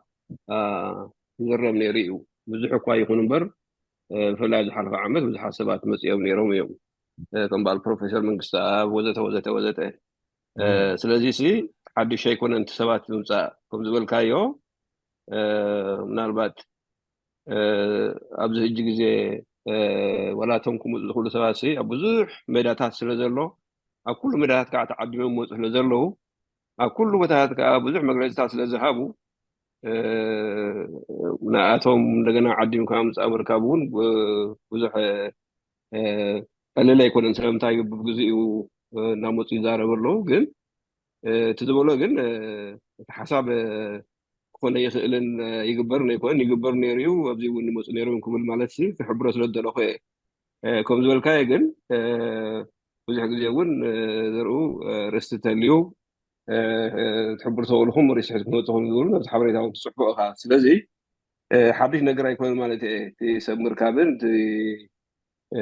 جن كا بجزء خاب تبصبات كا وزفلاي تم قديسهم سمينار كوز كل بحر حاسب كل وتحت كومتات تصميدهم سلازر كون نسون حدا قطام تاتلو مالتي سلازي تيزبلو جمال سي قبل نجن زنبرن زلوني مالتي نسوق حبري له زعبات انا وقي ناي سودان تبل ناي حمتجن حدا غزي بز فيسبوك زوص نغرات زري حرقرات كندي حقنت لو بزح عندي بدنديو اي ثينك انا تقبر بيا قال تقبر نحمل سراو اتيوم نكسي علم نبر سراو بركه هريمو متبل حند حبريتا متيانيرا حرب ابلا طفيا مخصوع باون حتوا نبرنا ايو حقنت لو حقنت يبلون انا منالبات كنت ناي فداي سرح اتيوم قال لي اوبريشن نتي تعليم نمرباش غورو انت زي كوين سراويت مولاتي وغيرو هنا يخلون سلمتاي هجينا حمد زلو خباب مدني خباب زلو مبر بالقدار كمان يحزون يوم ناي سراوي سوداني زلو بالقدار سلازيس ناو مصو مقف غورو اي مسلنن ግን نتي قبل زلو تعليم تاشم مغار ግን ولا وحدات سراويت كم فدايناتهم توسغرم كون يخوليهم لذي تحبريت خمات بالوصي على راجل باب بلا حقيقه ظريفه من البات حكنا زي نورو كون يخيليو من البات ون كم زلو زلو هو وحدات والكسبات اتيوم كومتات غيرهم كون يخيليهم بر وقب عدي اتيوم زغورو ነገር كله يخيلون سلمتاي متفلتر يرومانتي نزين كنت انك حبري لا يعني الله ثانك يو اخي انون هريمهم كم زوز إلى النقريبا جن إذا نحذ الرأخين استسع كندي كمتت يكالت بداي تخبيب النازل له إلى تهاجر كي نزل مقطعم أعمل له هذا which is بهجدة فقريبة زلخو إيتي قريبة زلون preparation لا يمثل تهوكت الناس في حبيتكم زلون مقراو زأكل داويت ما داويت أي سمعنا نتلي بشاي نبغى أنا سمعان لغة هو تبكلنا عندك زيد تسوي يا ميت جرا سنحي سوري ميت جرا سنحي هو ناي حونا جمال دولو بتعني قداسيو قلنا حدا نحنا كم نقابة تنحجون إلنا هنا أفلتنا هنا باتفق إزي ناي نقابة مع عدي سيمينارهم زخونة تايب هالكتقورولو نهزبي كوفوتي هنا حزبي زبال تايبال نوزخوني قنع تاريخ تمسز خل نجولو كناتات وين أفلتو دلو كجلز خل كما يجرو كمان نهزبسي كما يجرو أجابيو أبحد خمسة خل إشيتات نحزلو بزحات اللو خنجبولو بزحات فلاتات اللو بزحات تايبالات اللو زين إحنا راح نقبره زي كونسي يتون فلاتات عدل اللوم أبزخونة جزية مسيهم أبزخ جابو welcome more than هايبال كانوا سازي زي كم حجون تغيسنا أنا حجون كنت أوصل نجدد مالتي صباح كما خم جمال دولة لونا أو اشتنا وين أبدا زلنا بزحت عبي قد أخذ صوت زخولو من قحن أب حد نقدر تايبال مقبرن سلزلو هلو جزء أرسلتلكم هابونا نبلينا أرسلنا هنا ترح كموسى أرسلتلكم هابونا بتر أرسلتلكم دماني ولا ساعات ما بايت أوريكم تايب هالجورنا نبلينا كفوتي تمادي ناي نجابا كم سمي كم يجر كاتهم ما بحد تايب هالدلهم كم يجرهم تجابيهم على حد مسيهم ترى اليوم حدنتهم مسيهم نجنا زاتو يلو ساعات نخوص حينا ندلي مالتيو سازي قدم تقابا أمو تلاليخا حد إذا ما خندل خامس فلتك أبزتت أتو مالتيو سازي إزي more than welcome أبزي غازا حجا أبزا زلنا كمان بزحت قالو يعني بيت كادرات نورو نقل تقالستي بس بدي حسم هردو يفنو كسأنحو زغصلو زلو هاتم كان عدلهم كفوتي زي هذي ما زي أرس أمشيهم كم دلهم تايب بالكور كلاي أبتنا عايزين ناي السودان قال ما لازم بهالدلو سكا حنيتي أب هاريمو أب إرترا قال ما لازم دلو دجنا قد مسو كمان حنتي هالولو زقنت ناي كلام زنبرت أو يوم حجي تي أم حداري زنبر ناي إرتراوي سواعين هو أريدو خالي ود هاجر يكون كان كده بعد خاخدي لو ما جلزبل كل زيتات عين سمعه عين تالل جزار سوا كسرة دلو سوات هالو مسايد الرخبو كله كاب إرترا كاب هكذا في وسط دلو ناي بعد شديشته تاي بحالاتي كله زيتاتي بوزيتاتي واقع عين هبو بزح تاي بالكون هاي تلني وقاين هابو تطرح تاي بالنقبر له مالتي زي انت بلي جوما جنا حجي انتاي نقبر نتو اب انتاي نقبر نتو بليز وجهاتكم اب انتاي نقبر هاجر اب حما كناتات يدلا اساس وين تريو لهم مجمريا بل تاي بالنقبر نغير يلن نعنا قصنتيو تعاتيو نعنا قصنتيو تعسيبو أسبنا تدما يود قالوا نحنا حنت خي كبرنا أما دم تابع صح له نحنا على ساعات زيا وكلنا نهجرنا كنحس زي كلنا السيطة حقنا أبو وصع زلو أبسدت زلو سلا حدا سيسوز قون هزبي أترى زي أخ جبران وكلنا تا لعلنتنا وكلنا كنوكلا نحر زي كالنا نحنا صراحة نقول قال نقرب زخومسي عبحنا كنتات نازلنا أبزع نسعر الله بذكركم من بلحت زلهم جهاتكم نزيا نسعر الله نحنا خم جرنا وكلنا نهجرنا خم بلنا نتلعنتنا نكلهم قلنا كنراقص كنكلالنا ولا حن تودب تكون ولا تودبات تكون ولا كلهم قدامنتهم زلليو تسيوم حجسي حاد عينه تايبال نقبر نتس ابزي كلها نتفكر زي زبل انا تبزي لكم سوري اوكي باشاي اوكي مجمريا نيلنا هذه مدلواتنا غربتنا كالي انا ابتار اشتي خير مهنيات ابتار اشتي تبدل اثيوبيا كل ساعه كاب حلم عن طريقه عارفه يتفلت ابين وقع ابز دالولو سياساو ملكن هاجرنا حكاله خد الله يغفر تمرج اخي انت يزبر ስለዚህ ክሊሪቲ አርእስቲ ዘሎ ኣብኡ ክንዛረብ እዩ ዝግባአና ባህላይ ካብኡ ወፃኢ እንድሕር ኸድና ግን ነታ አርእስቲ ተሳሒታ ነታ አርእስቲ እንድሕር ተመሪፃ ኮይና ቅንዕቲ ትኹን ኣይቅንዕቲ ብዘይገድስ ናብኣኻ ከተተኩር ዝግባአካ ማለት ኩላና ከነተኩር ዝግባአና ናብኣ እያ ከመይ ንምልሻ ንሕና ሕጅስ ንሕተት ኢና ዘለና ትምርጫና እንታይ እዩ ንበሃል ኣለና እታ ጉዳይ እዚኣ እዚ ካልእ ድመፀ ናይ ከባቢ ናይ ሕሜት ይኹን ናይ ዝኾነ ይኹንቲ ዝገልፆ ዝውዓልካ ክውን ገለ ይኹንሲ እዚ ኩሉ ህዝቢ ን4 ዓመት እንተወሓደ ለፍሊፉሉ እዩ ማለት እዩ ግን ኢትዮጵያ ከም ኢትዮጵያ መፀን እንተደኣ ክትወረና ትዳልውሉ ኮይና መጀመርያ ንሪኦ እንታይ እዩ ሬሌቫንስ ናይቲ ርእስቲ ክትምልስ ከለካ ማለት እዩ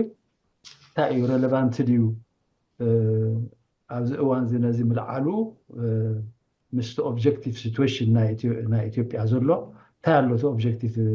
ሲትዌሽን ናይ ኢትዮጵያ ኣብዚ እዋን እዚ እንታይ ይመስል ኣሎ ኢልካ ትርኢ ማለት እዩ ድሓር ሬሌቫንት ምዃኑ እንደምዃኑ ትውስን ካልኣይ እቶም ዘለው ምናልባታት ኮንሲደር ትገብር ማለት እዩ ኣየናይ ዓይነት ፖሲቢሊቲ እዩ ዘሎ ሕጂ ኦብጀክቲቭ ሲትዌሽን ምስ ረኣኻያሲ እንታይ እቲ ፖሲቢሊቲ ሪያል ድዩ ዋላ ኣብስትራክት ድዩ ማለትሲ ክኸውን ይኽእል ክኸውን እዩ ምናልባት ግን ግዜ ዝወስድ ሕጂ ረቂቕ ምናልባትነት ክትሪኦ ትኽእል ካብኡ ዝውዕ ነገራት ኣሎ ድሕጂ ኦል ዞስ ቲንግስ ክትርኢ ማለት እዩ ካልኣይ ድማ ትርጉም ምክልኻል እንታይ እዩ ተደኣ ኢሳያስ ክከላኸለላ ይኽእል ዶ ኣይክእልን ዝብል ሕቶ መፃና ኣሎ ፋይናሊ እንታይ መርገፅ ክንወሲድና እንድሕር ኮይኑ እንታይ እዩ እቲ ምክልኻልሲ ብናይ ሸነኹ ትርጉሙ እንታይ እዩ ምክልኻል ምክንያቱ ክልተ ዓይነት ክኸውን ይኽእል እዩ ሓደ ምክልኻል ንነብሱ ስልጣኑ ከናውሓሉ ዝኽእል ምእንቲ ንሱ ክህሉ ዝከላኸሎ ከምቲ ኩሉ ሻዕ ዝገብሮ ማለት እዩ ምስካሕ ድበሎ ይዛመድ ዋላ ምስ ናይ ሎሚ ተማሊ ፀላዩ ዝነበረ ይዛመድ ድሓር ነብሱ ይከላኸለላ ተመሊሱ ድማ ነቲ ፈታዊ ዝነበረ ኣብ ሓደ ደረጃ ድማ አንጻሩ ክኸውን ይኽእል ቲትፎርታት እዚ ዝኾነ ነገር ከምኡ ዝኾነ ፎርሙላ ተጠቂሙ እቲ ኩሉ ሻዕ ዘይሳይንሳዊ ኢልና ንብሎ ሎጂካት ተጠቂሙ ከምኡ ክገብር ይኽእል ማለት እዩ ነታ ምክልኻልሲ ከም ህዝቢ ከም ሃገር ዲ ክከላኸለላ ንኤርትራ ዋላ ከም ስልጣን ናቱ ከም ማዓስከር ክቆፅራ ንኤርትራ ማለት እዩ ማዓስከሩ ከምቲ ናይ ኩላትና ገምጋም ሕጂ ምናልባት ናይ ነፍሰይ ክገብር ከም ድፋዕ ኢሉ ዝጥቀመላ ንኤርትራ እምበር ከም ሃገር ተኻናኺንዋስ ነቲ ናታ ምዕባለ ክከላኸል ክብል ዝገበሮ ውግእ የለን ምክንያቱ ከማዕበላ ዝደሊ ዝኸውንሲ ብዙሕ ዕድላት ሕሊፉ እዩ ማለት እዩ this guy was extremely popular ልክዕ ከምዞም ፖፑላር ዝኾኑ ከም በዓል ሂትለር ሕጂ ኣዝዮም ፖፑላራት እዮም ነይሮም ወላ ውግእ ምስ ተሳዕሩ እውን ፖፑላራት ነይሮም ስለምንታይ ኢኹም ፖፑላር ገይርዎም ነቲ ኣብቲ ህዝቦም ዝገበርዎ ምዕባለ ማለት እዩ ነቲ ህዝቦም በዲሎም ኣይኮኑን ዝኾነ ናይ ወራር እንታይ ዝበሃል ዝገብሩ ዝነበሩ ነቲ ህዝቦም ዝኣክል ዝመስል ምዕባለታት ይቐምጡሉ ነይሮም ማለት እዩ ስለዚ ዋላ ተሳዒሮም ክሃድሙ ከለዉ ክጠፍኡ ከለዉ እውን እቲ ፖፑላሪቲ ናቶም ኣይፀፍአን እዚ ሰብ እዚ ድማኒ ፖፑላር ኣብ ዝኾነሉ እዋን ህዝቢ ኤርትራ ተቐቢልዎ እናሃለዎ ከሎ ምስ ኩሉ ግፍዕታት ዝገበሮ ብዘየገድስ ንህዝቢ ኤርትራ ግን ዝገበረሉ ነገር የለን ማለት እዩ ሕጂ ኣነ ዝዛረቦ ዘለኹ እንታይ ምክልኻል ንስልጣንካ ድዩ ዋላስ ከም ድፋዕ ቆፂርካ ነቲ ሃገር ከም ድፋዕ ቆፂርካ ንነብስኻ ምክልኻል ድሽ ዋላ ከም ህዝቢ ሪፓብሊክ ክትገብራ ህዝባዊት ክትገብራ ምዕብልቲ ክትገብራ እዩ እቲ ነገር ህዝቢ ዝጥቀመላ ሃገር ክትገብራ እሞ ንዕኡ ክትከላኸል ትገብሮ ውግኣት እዩ ይብሉ ማለት እዩ እዚ ንነብሱ ከም ድፋዕ ዝቆፅራ ከም ምዃኑ መጠን ከዓ ንሕና እንታይ ኢና ንብል as usual እዚ ስርዓት እዚ ንክነብር ኢሉ ዝገብሮ ውግኣት እምበር ካልእ የለን ስለዚ ናይ ምክልኻል እንተደኣ ውግእ ክመፅእ ኮይኑ ከም ምናልባትነት ዝተፀንዐ ነገር ኣልዩ ኮይኑ ማለት እዚ ሰብ እዚ ከም ኣሞል እዩ ዝገብር ምናልባት ምስ ዝፀልኦም ኣካላት ተሻሪኹ እንደገና ነቲ ውግእ ይቕፅሎ ይኸውን ክሳዕ ዕድሚኡ ዝቐፀለሉ ኢና ክንብል ንኽእል ማለት እዩ እሞ ንሕና ኸ ነታ ሕቶ ክንምላሽ እንታይ መርገፂ ክህልወና ኣነ ከም ቀደምና ኢና ክንከውን ማለት እዩ ዝቕየሩ ሰባት ተድልዮም ዊሆፕ ክቕየሩ ማለት ሲ ምስኡ ጠጠው ምባል ክገድፍዎ ነቲ ንሱ ዝገብሮስ ምክልኻል ምእራውነት መሲልዎም ምስኡ ጠጠው ክብሉ እንድሕር ኮይኖም ጉጉያት ስለዝኾኑ ቅድሚ ሕጂ እውን ታሪኾም መዚኖም ናይ ርሑቕ ታሪክ ስለዘይኮነ ምስ ህዝቦም ጠጠው ክብሉ ከም ዘለዎም ፀረ ውግእ ክኾኑ ከም ዘለዎም ንፅበዮም ማለት እዩ ነቶም ኣብ ካልእ ኣላጊሶም ዝነብሩ ወይ እውን ነቶም ካልኦት ብዛዕባ ሃገሮም ገዲፎም ንነፍሶም ምስ ካልእ ሓዊሶም ዘርኣዊ ዝኾነ ርክክባት ኮኔክሽንስ ኣብ ግምት የእትዮም ንሃገርነት ብዘናኣእስ መንገዲ ኣብ ደይ ጉዳዮም ዝኣትዉ እንተነይሮም ከዓነ ክሳብ ሕጂ እውን ይቕፅሉ ስለ ዘለዉ እዚኣቶም ከዓ ዝቕየሩ እንተኮይኖም ብመንፋዓትና ክቕየሩ ንፅዕር ማለት እዩ ተደይ ተቐይሮም ግን ንሕና እታ መርገፅናትና ከምታ ዝነበረት እንታይ ክትከይድ ፀረ ውግእ ንኸውን ንሃገርና ጠጠው ንብል ነቲ ስርዓቲ ከዓኒ ሰይጣናዊ ስርዓት ከም ምዃኑ ንነብሱ እምበር ንሃገር ኢሉ ዝገብሮ ውግእ ከም ዘይኮነ ዝኾነ ይኹን ውግእ እንተደኣ ገይሩ ንህዝብና ነፍልጥ ህዝቢ ድማ እንዳነቕሐ እምበር እንዳደንቆረ ስለዘይከይድ ኣነ ህዝብና ካብቲ ቅድሚ ሕጂ ዝነበሮ ዝያዳ ንቕሓት እንዳጥረ ይኸይደ እምኒ ይኮነን ህዝቢ እንዳሰምዐ እዩ ዝኸይድ ረብሓ ስለዘይብሉ ካብቲ ስርዓት ከዓኒ ኣብ ውግእን ወረ ውግእን ጥራይ ስለዝነብር ንቅድሚት ክግስግስ እዩ እንዳሰምዐ ክኸይድ እዩ ኣብዚ ኢና ንሕና ፃዓርና ሕጂ ከነተኩር ዝግባአና ባህላይ እቲ ፍታሕ ሕጂ እንታይ እዩ ኣብዚ መርገፅ ጠጠው ኢልና ህዝባዊ ሪፓብሊክ ኣብ ሃገርና ክትከል ህዝባዊ መንግስቲ ክትከል ኣብ ዴሞክራሲ ዘለና ተረድኦ ክሰፍሕ ንህዝቢ ድማ ከምኡ ጌርና ክንምህር እሞ ብዝከኣል መጠን ከዓኒ ሜድያታትና ካብ ዘለዎ ንላዕሊ ዝምዕብለሉ መንገድታት ከነናዲ ምክንያቱ ቻነል ክንገብር መልእኽትና ናብ ሃገርና ማለት እዩ እዚ እንድሕር ክንገብር ክኢልና ውዒሉ ሓዲሩ እቲ ህዝቢ እናተበራትዐን እናነቕሐን ክኸይድ ይኽእል ማለት እዩ ብዝተረፈ ብዛዕባ እቲ ዘምፃእኹሞ ናይ ኣጋይሽ ምምፃእ ገለ ምምፃእ ንድሕር ኮይኑ ኣይ ቲንክ ኣነ እቲ ቲም ንጋባእ ዝበሃል ቲም ኣብ ኣኼብኡ ክገብሮ ክሰማምዓሉ ዘለዎ ጉዳይ ማለት እዩ ሕጂ ኣብ ኣኼብኡ ወሲኑ ተሰማሚዑ ሓደ ነገር ኣርእስቲ ምስ መረፀ ነዚ ርእስቲ እዚ ክሳብ ክገብርሉ ዝኽእሉ ኣካላት ኣቕርቦት ክገብርሉ ዝኽእሉ ኣካላት ከናድ ኣለዎ ባዕሉ ክሓትት ከሎ ኸባ ንዓቶም ፕራይቬትሊ ክሓቶም ኣለዎ ፕራይቬትሊ ሓቲቱ ድማኒ እቲ ዘቕርብዎ ምስኦም ክመያየጠሉ ኣለዎ ምክንያቱ ንዕኦም ሃንደበት ዝኾኖም ነገር እንተደኣ ከቕርብ ኮይኑ እቲ ጋሻ ዲፊካልቲ ሽግር እዩ ምክንያቱ ንሶም ክዝርግሕዎ ድደልዩ ብእምነቶም ኣለዎም ምስኦም ማለት እዩ ተደኣ ንሶም ዘይተፀበይዎ መልእኽቲ ከመሓላልፍ ኮይኑ ዘይኣምንዎ ኣካል ወይ ሃንደበታዊ ኣካል ወይ ድማ ብሃንደበት ብፍላጥኩም ብዘይፍላጥ ዝኾነ ይኹን ነገር ክዝርግሕ እንድሕር ኮይኑ እውን ሓደገኛ ክኸውን ስለ ዝኽእል ኮንፍሊክት ኦፍ ኢንተረስት ከምፅእ ይኽእል እዩ ነቲ ገዛ ስለዚ እዚ ፕራይቬትሊ እንተተሰማማዕክምሉ ይሓይሽ ባህላ እየ ማለት እዩ ካብኡ ሓሊፉ ተሪፉ ግን ተንርኢቶ ንሰን እየን የቐኒልና ታንኪዩ ባሻይ ሃሎ ፀጋይ ፅቡቅ ኣነ እኳ ካልኦት ቀዲመ ተራ ነይሮም ከይከውን እምበር ነዛ የለን ድሓን በዛ ሓውና ዝቀረበት ክስታይ እንደ ሳፖርት ተገብራ እዋናዊት እያ ታርእስቱን እዋናዊት እያ ዘይ እዋናዊት ኣይኮነት እዛ ሓውና እውን ፅቡቅ ገይሩ ተንቲንዋ እንድዩ እወ ልዕሊ ኩሉ እቲ ህዝብናን መሬትናን እንዲ ዘገድሰና እቲ ናይ ጎረባብቲ ከዓ ይፀልወና እዩ ጎረባብቲ ሳቅ ድቅስ ጎረቤትካ ይደቅስ እንድዩ እቲ ናይ ጎረባብትና እንታይ ናበይ ገፁ ኣብዚ እዋን እዚ ከመይ ኣሎ ኩሉ ከዓ ንከታተሎን ኢና ዘለና ከሰክፈና ከዓ ናይ ግድን እዩ ሕጂ ታርእስቲ ኣብ እዋናዊት እያ ዝብላ ኣነ እዚ ናይ ኢትዮጵያ ናይ ፖለቲካ ምቅያራት ይከታተሎ እንዴ ይርዮ ኣለኹ ኣብ ሓፂር ግዜ ድዩ ኣብ ነዊሕ ግዜ ናባና እንታይ ጥሙት እውን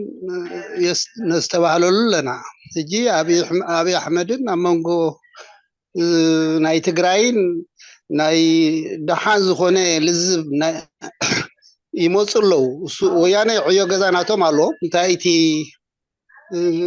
መሬቶም ስለተታሕዘ መሬቶም ብከመይ የምልስዋ ብጥበብ ይኸዱ ኣለዉ ፅባሕ ንጎ መሬቶም ምስ ኣምለስዋ ከዓ እንታይ ግበር ተኣንፈታቱ ማለት ካብ ግምትና ወፃኢ ክኾን ኣይክእልን እዩ በዚ መሬትና ተታሒዙ ኣሎ ብኢሮብ ዶ ብገለዶ ብገለ ባህል ኣሎ ወልክዓ ታሕቲ ፌደራል እያ ዘላ ፌደራል ከዓ እንታይ ሕልምታቱ ናይ ትግራይ ጉዳይ ፀጊምዎ እምበር እሱ ተዳዕሪፍዎስ እቲ ንብሎ ዘለና የሰክፍ እዩ ምክንያቱ ሓንሳእ ስለ እቲ ዕላማታቶም ስለ ዝረኣናዮ ሕጂ ንሕና እንታይ ኮይንና ኣሎ ገዛኻ ኣትዋኻ እሞ እንታይ ጥራሕኻ ይርኣኻ እሱ እንዲ ድፊርና ነታ ኤርትራ ዘመሓድራ ዘሎ ሰብኣይ ልቡ ከፊት ሂቦም ኩሉ ሪኦሞ ገምጊሞ ተዓቕምታትና እውን እንዳገምገምዎ ከዱ ኣለዉ ድሓር እዛ ሓውና ዝተንተና እታ ምክልኻል ክገብራ ዝኽእል ፀንሐን ናይ ነብሱ እያ እምበር ንሃገር ድኸ ከላኸል ነይሩ ናይ ምንታይ ምክልኻሊት ህዝቢ ክብል ከሎ ዋላ እታ ንነብሱ ክብል ክከላኸላ ዝፀንሐ እውን ኣብዛ እዋን እዚኣ ዝዕወተላ ኣይመስል እንተ ሓደ ነገር መፅኡ ምክንያቱ መጀመርያ ምስ ህዝቢ ክዕረቕ ነይሩ እንተ ዋላ ናታ ነብሱ ክድሕን ስለዚ እታ ርእስቲ እዋናዊት ፀጋይ ብድሕሪኻ ድምፂ ኣሎ ሓያል ድምፂ ካብቲ ዘለካ ኣለኹ ክተለግስ ዶ ትኽእል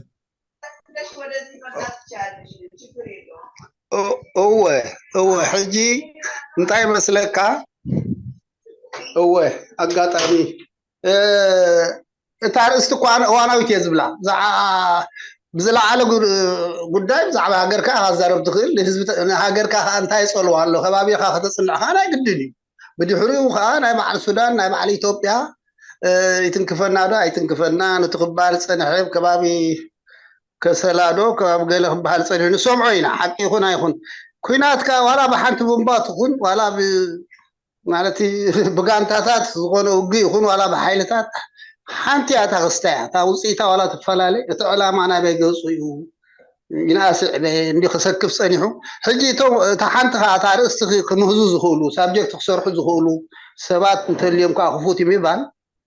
ፅቡቅ እዩ ሓይሊ ዘሎም ሰባት ተልዮም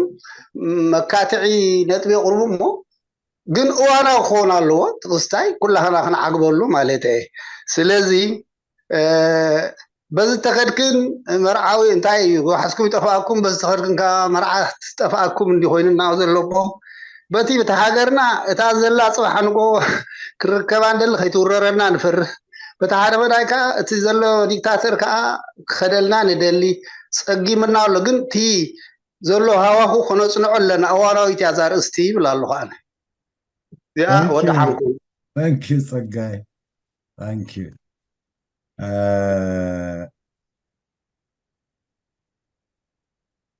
እሞ ገለ ርእይቶ ክህብ ዝደሊ እንተልዩ ዕድል ክህብ እየ እንተዘየሎ ናይ ሎሚ መደብና ሕፅር ሕፅር ብዝበለ ክውዳእልና ምእንቲ ኣብዚ ክንዓፆ ኢና እሞ ከምቲ ዝበልኩ ዝመፅእ ዘሎ ሰሙን ዘይኮነት ድሕሪኡ ዘሎ ሓደ ነገር ሳጀስት ክንገብር ኢና and we'll see how we can present it in a different form. بشاي ونشي أنا خشتاق قبل ذلك أنت نتا زقربكوا مالتي ندحر قريبا خاب قربت سي مالتي إمبر برلين إيشيا مالتي يكونكم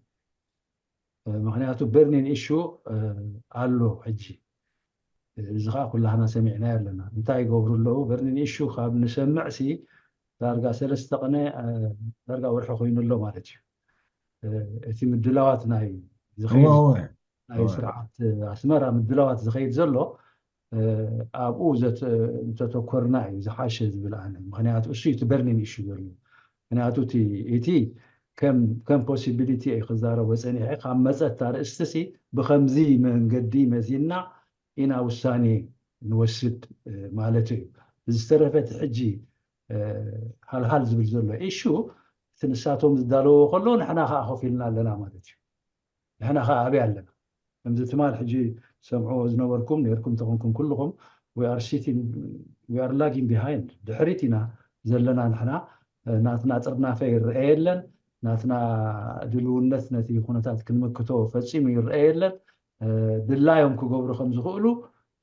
نفسهم بيتيفاي غبر له نفسهم يصابوا له እሱ ይትخሉ ኢንተርቪዋት ትخሉ ቃለ መሐታት ትخሉ ገለ መለታት ዝኸይድ ዘሎ ብግህዶውን ትማል ተዛሪቦም ሞቶም ዝዛረቡ ማለት እዩ ስለዚህ ንሕና ኸ ወይ አርዊ ዝብል ሕቶ ኣይመለስና ሕጂ ትሕቶ እዋናው ንሱ እዩ ንኻሎ ኣይንኻሎ ንሱ እዩ ደሎ ከመይ ገር እንታይ ከነበርክት ንኽእል ኣብዚ ጉዳይ እዚ ስቂልና ተጸበይቲ ዲና ምክንያቱ ታድደለይዋ ንሶም ነፍሶም ኣፃዊቖም ንህዝቢ ዲሲፕ ገይሮም ኮፍ ከብልዋ ታድደለይዋ ገብሩሎ which means the same system እዮም ከቐምጡ እንተ ደኣ ክገብርዎ ኮይኖም እንተ ደኣ ትንረኽቦ ዘለና ሓበሬታትን ግምታትናን ከኣኒ ክንህቦ ዝፀናሕና ግምታትን ሓደ ኮይኑ ንሱ እዩ ዝኸይድ ዘሎ ማለት እዩ ስለዚ ኣብዚ ዘተኮረ እዋናዊ ኣብ እዋናዊ ሕጂ ሃልሃል ዝብል ዘሎ ኢሹ ኩሉ ግዜ ብፍላይ ነቲ ምንጋባእ ኣነ እንተ ደኣ ለበዋይ ክህቦ ኮይነሲ ሚቲንግ ክገብር ከሎ እቲ ቲም እቲ ፕሪቬይሊንግ ሲትዌሽን እንታይ ኣሎ እንታይ እዩ ዘሎ እንታይ ሕጂ ጠለባት ዘሎ ናይ ሕጂ ሰዓት እንታይ ይኸይድ ኣሎ ተወድዓዊ ኩነታት እሞ ኣብኡ ተመርኮሰ ዝርርብ ክንገብር ወይ መግለፂ ክንህብ ወይ ንዕኡ ዝገልፁ ኣካላት ክንፅውዕ ትጋሻ ክፅውዓ ከለውን ምስቲ እዋናዊ ኩነታት ጌርኩም ምእንቲ ክትፅውዑ ክጥዕመኩም ምእንቲ ብከምዚ ደረጃ ክኸውን ኣለዎ እቲ ናተይ ርእይቶ ማለት እዩ ነቲኣ ግን ከምዛ ክብላ ዝፀናሕኩ ቀሪባ ስለ ዝኾነት you cannot reject it እንድሕር ቀሪባ ሕጂ ክትምልሳ ኣለካ በቲ ቀሪባቶ ዘላ ከም ምናልባትነት መጠን ተደይ ኮይኑ ወድዓዊ ኩነታት ናይ ኢትዮጵያ ሲ ርግርግርግ ዝበለ ኩነታት እዩ ዘሎ ናይ ኣብይ ዘረባ መትሓዚ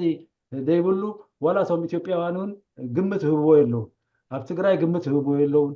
ወያኔ ናብ ክልተ ተመቒሉ ኢሎም እዮም ዝዕሉ ዘለው እቲ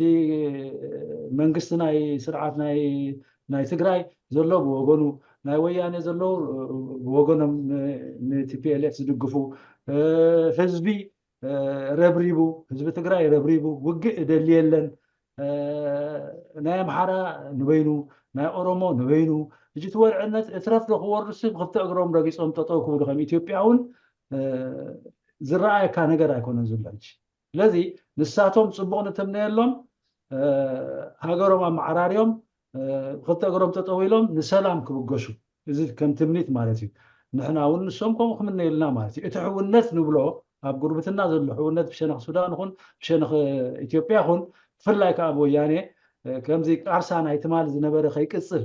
እዚ ስቕልካ ትርጉም ዘይብሉ መዓት ምሁራን ተኣኪብካስ ኣብ ሓጎታትና ኣብ ዝበፅሑ ነይሮም በዚ ኸዱ ነይሮም ኢልካ ነቲ ኣፍሪቃዊ ሃገርነት ኮሎኒያል ቦርደርስ ቫዮሌት ምግባር እዚ ክገድፎ ኣለዎም እዚ ንሕና ነግሪ መገድና እንዳገለፅና ክንከይድ ኣለና ብሰላም ክነብሩ እንድሕር ኮይኖም እዚ ናይ ትውልዲ ሓረግ ርእሱ ዝኸኣለ ኣጀንዳ እምበር ንሃገርነት ዝቕይስ ከም ዘይኮነ ንሕና ከነረድኦም ነግሪ መገድና ዋላ ብኣካል ኣብ ንረኽቦም ኣብ ዙርያና ዘለው ክንበቃዕ ኣለና ዋት ኣር ዩ ቶኪንግ ኣባውት ክንብሎም ኣለና ኣፍሪካ ሃገራት የብላን ዲኹም ትብሉ ዘለኹም ንኤርትራ እንድሕሪ ክትድምስስ ኮንካ ንኣፍሪካዊ ሃገርነት ከዓ ክትድምስስ ኣለካ ቶታሊ ማለት እዩ እዚ ኮንሰፕት እዚ ሒዞም እሞ ከዓ ምሁራት ሊቃውንቲ ናቶም ኣብዚ ክጫማልቑ ከለዉ ዘሕፍር እዩ ንዓና እውን ሕፍረና እዩ ምክንያቱ ኸ ጎረባብትና ስለዝኾኑ እዚ ኮንሰፕት እዚ ሒዞም ክኸዱ ከለዉ ኣሕዋትና ስለዝኾኑ ኣይኣሕዋትኩም ኢኹም ዝበሎም እኮ ሰብ የለን እኮ ሃገር ኢና ኢልናዮም እምበር ኣይኣሕዋትና ኢኹም ኣይበልናዮም ንሕና ስለዚህ እዚ ከዓ ፈልጥዎ እዮም ንሳቶም ስለምንታይ ነቲ ድኽመት ናትና ክምዝምዝዎ ደልዩ ስለምንታይ ንሕና ዲሞክራሲያዊ ስርዓት ስለ ዘይተኸልናስ ንዓና ሕጂ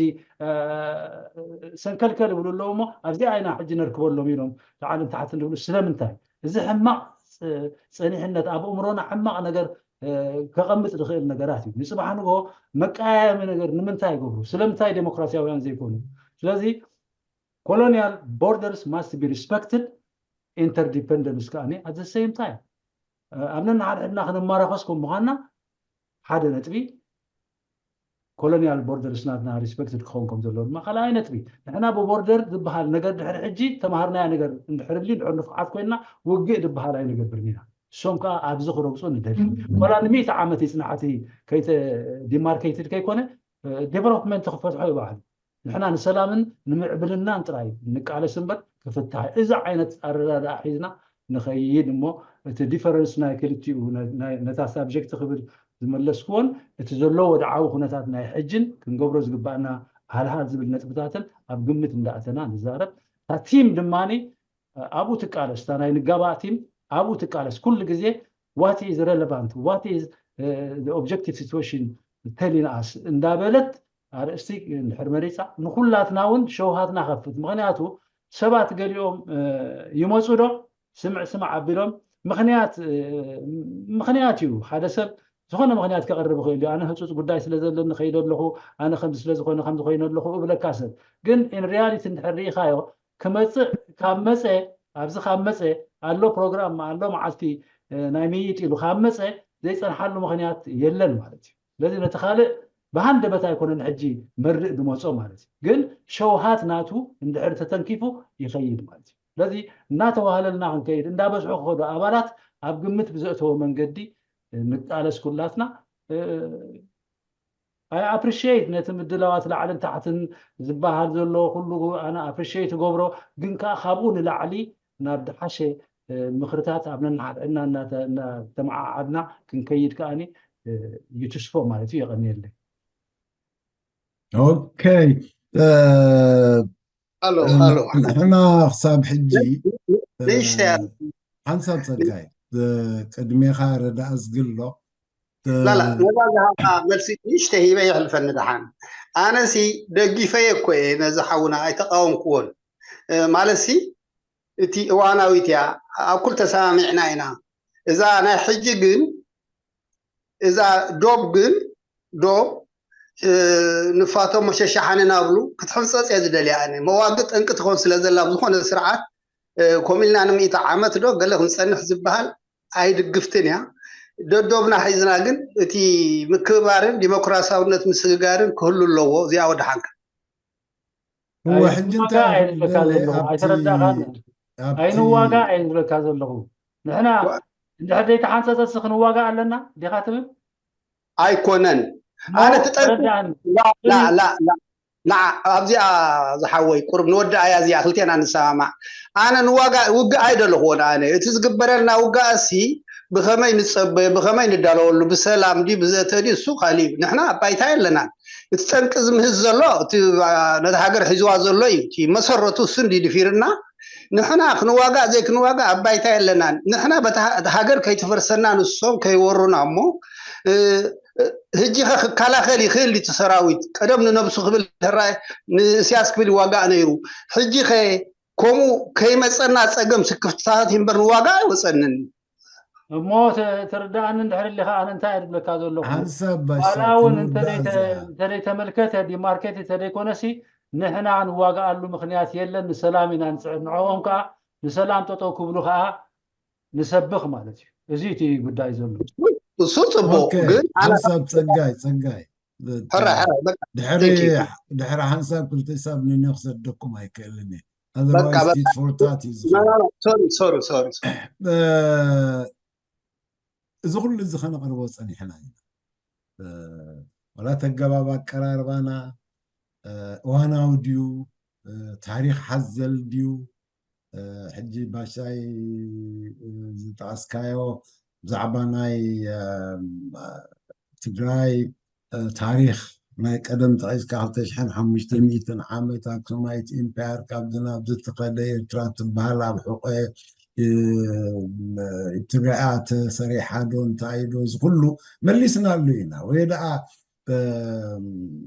ተመሊስካ ዘይረአ ኮይኑ እምበር ኣብ እዋኑ መሊስናሎም ኢና ነታ ንዕኦምን ነምሓራን ማለት እዩ 3000 ዓመት ዝገበረት ኢትዮጵያ እንታይ ደበይ ደሎም ንኩሉ ዓምፂሮም ደማሲሶም ከምኡ ኢሎም ይነብሩ ቅድሚ 3000 ዓመት ኣብ ቀርኒ ኣፍሪቃ ስትረፋ ሙሉእ ኣፍሪቃ ይኹን ኣብ ካሊእ ዝተሰርሓ ሃገራት ኣይነበራን ብፍላይ ናይ ኣፍሪቃን ስሉስ ዓለምን ከዓ ብኮሎኒያሊዝም ተቆራሪፁ ዝተሰርሐት ስለዝኾነ ሓው ካብ ሓው ሃብቲ ካብ ሃብቲ ዘመድ ካብ ዘመድ ዓዲ ካብ ዓዲ ቆራሪፁ ንረብሕኡ ዝሰርሖ ስለዝኾነ ተመሊስካ እንደገና ንዓስኻ ተኣከብ ኣሕዋቲኻ ንዓስኻ ተኣከብ ሓደ ምዕብልና ነይሩካ እንታይ ዶ ክበሃል ብዘይከኣለሉ መገዲ ሳዕቤናቱ ከዓ ዝቐፂሉ ዝኸይድ ዘሎ ውግኣት ዝኸተለ ስለዚ እዚ ምዕብልውንኡ ተኸቲሉ እናረግአ ኣብ ክንዲ ክኸይድ ዝኽእል በቢ ዘለዎ መፍትሒ እናረኸበ ክኸይድ ኣብ ክንዲ ዝኽእል ኣብቲ ኒን እናነበሩ እቶም ነዚ ተበሊፆም ዕረፍቲ ክህቡ ዘይደልዩ ንዕኦም ዝመስሉ መንግስታት ክሰርሑ ዝደልዩ ከዓ ብቐጥታ ይኹን ብተዘዋዋሪ እናዕጠቑን እናስነቁን ዝቕፅል ዘለዎ ውግኣት ስለዝኾነ ነዚ ቅድሚ ሕጂ ብተደጋጋሚ ኣልዒልና መሊስናሉ ኢና እዛ ናይ ሎሚ እዋናዊት ኢና እያ ኢልና ኢና ቀሚጥናያ ምክንያቱ ዋላ ዕቁባይ ክሓትት እንከሎ ውግእ ዝተዳለዉ ኣለዉ ድዮም መሊሰላ ብወገን ኢትዮጵያ እንታይ ይመስል ካብ ዝነበረ ባህሪኦም ሕጂ ኸ እንታይ ይመስል ንባዕሉ እታ ምድላው ናይ ህግደፍ ከም ብሓድሽ ናብ ዶባት ሰራዊት ምጉራት ግፋ ከምቲ ዝነበሮን ብዝለዓለ ደረጃን ምቕፃሉን ምልዓሉን ዘመልክተልና ነገራት እዩ ስለዚ እንታይ እዩ ነቲ ደሊኬት ዝኽረአ ዝግብኦ እንሪኦ ዘለና ጉዳይ ሓደ ብዕላማ ናይ ኢሳያስ ኣፈወርቂ ክልተ ብደረጃ ህልውናን ቀፃልነትን ሃገር ኣብ ምንታይ ስረታ ኣሎ ክንሪኦም ምእንቲ ክንክእል ስለዝኾነ ነዚ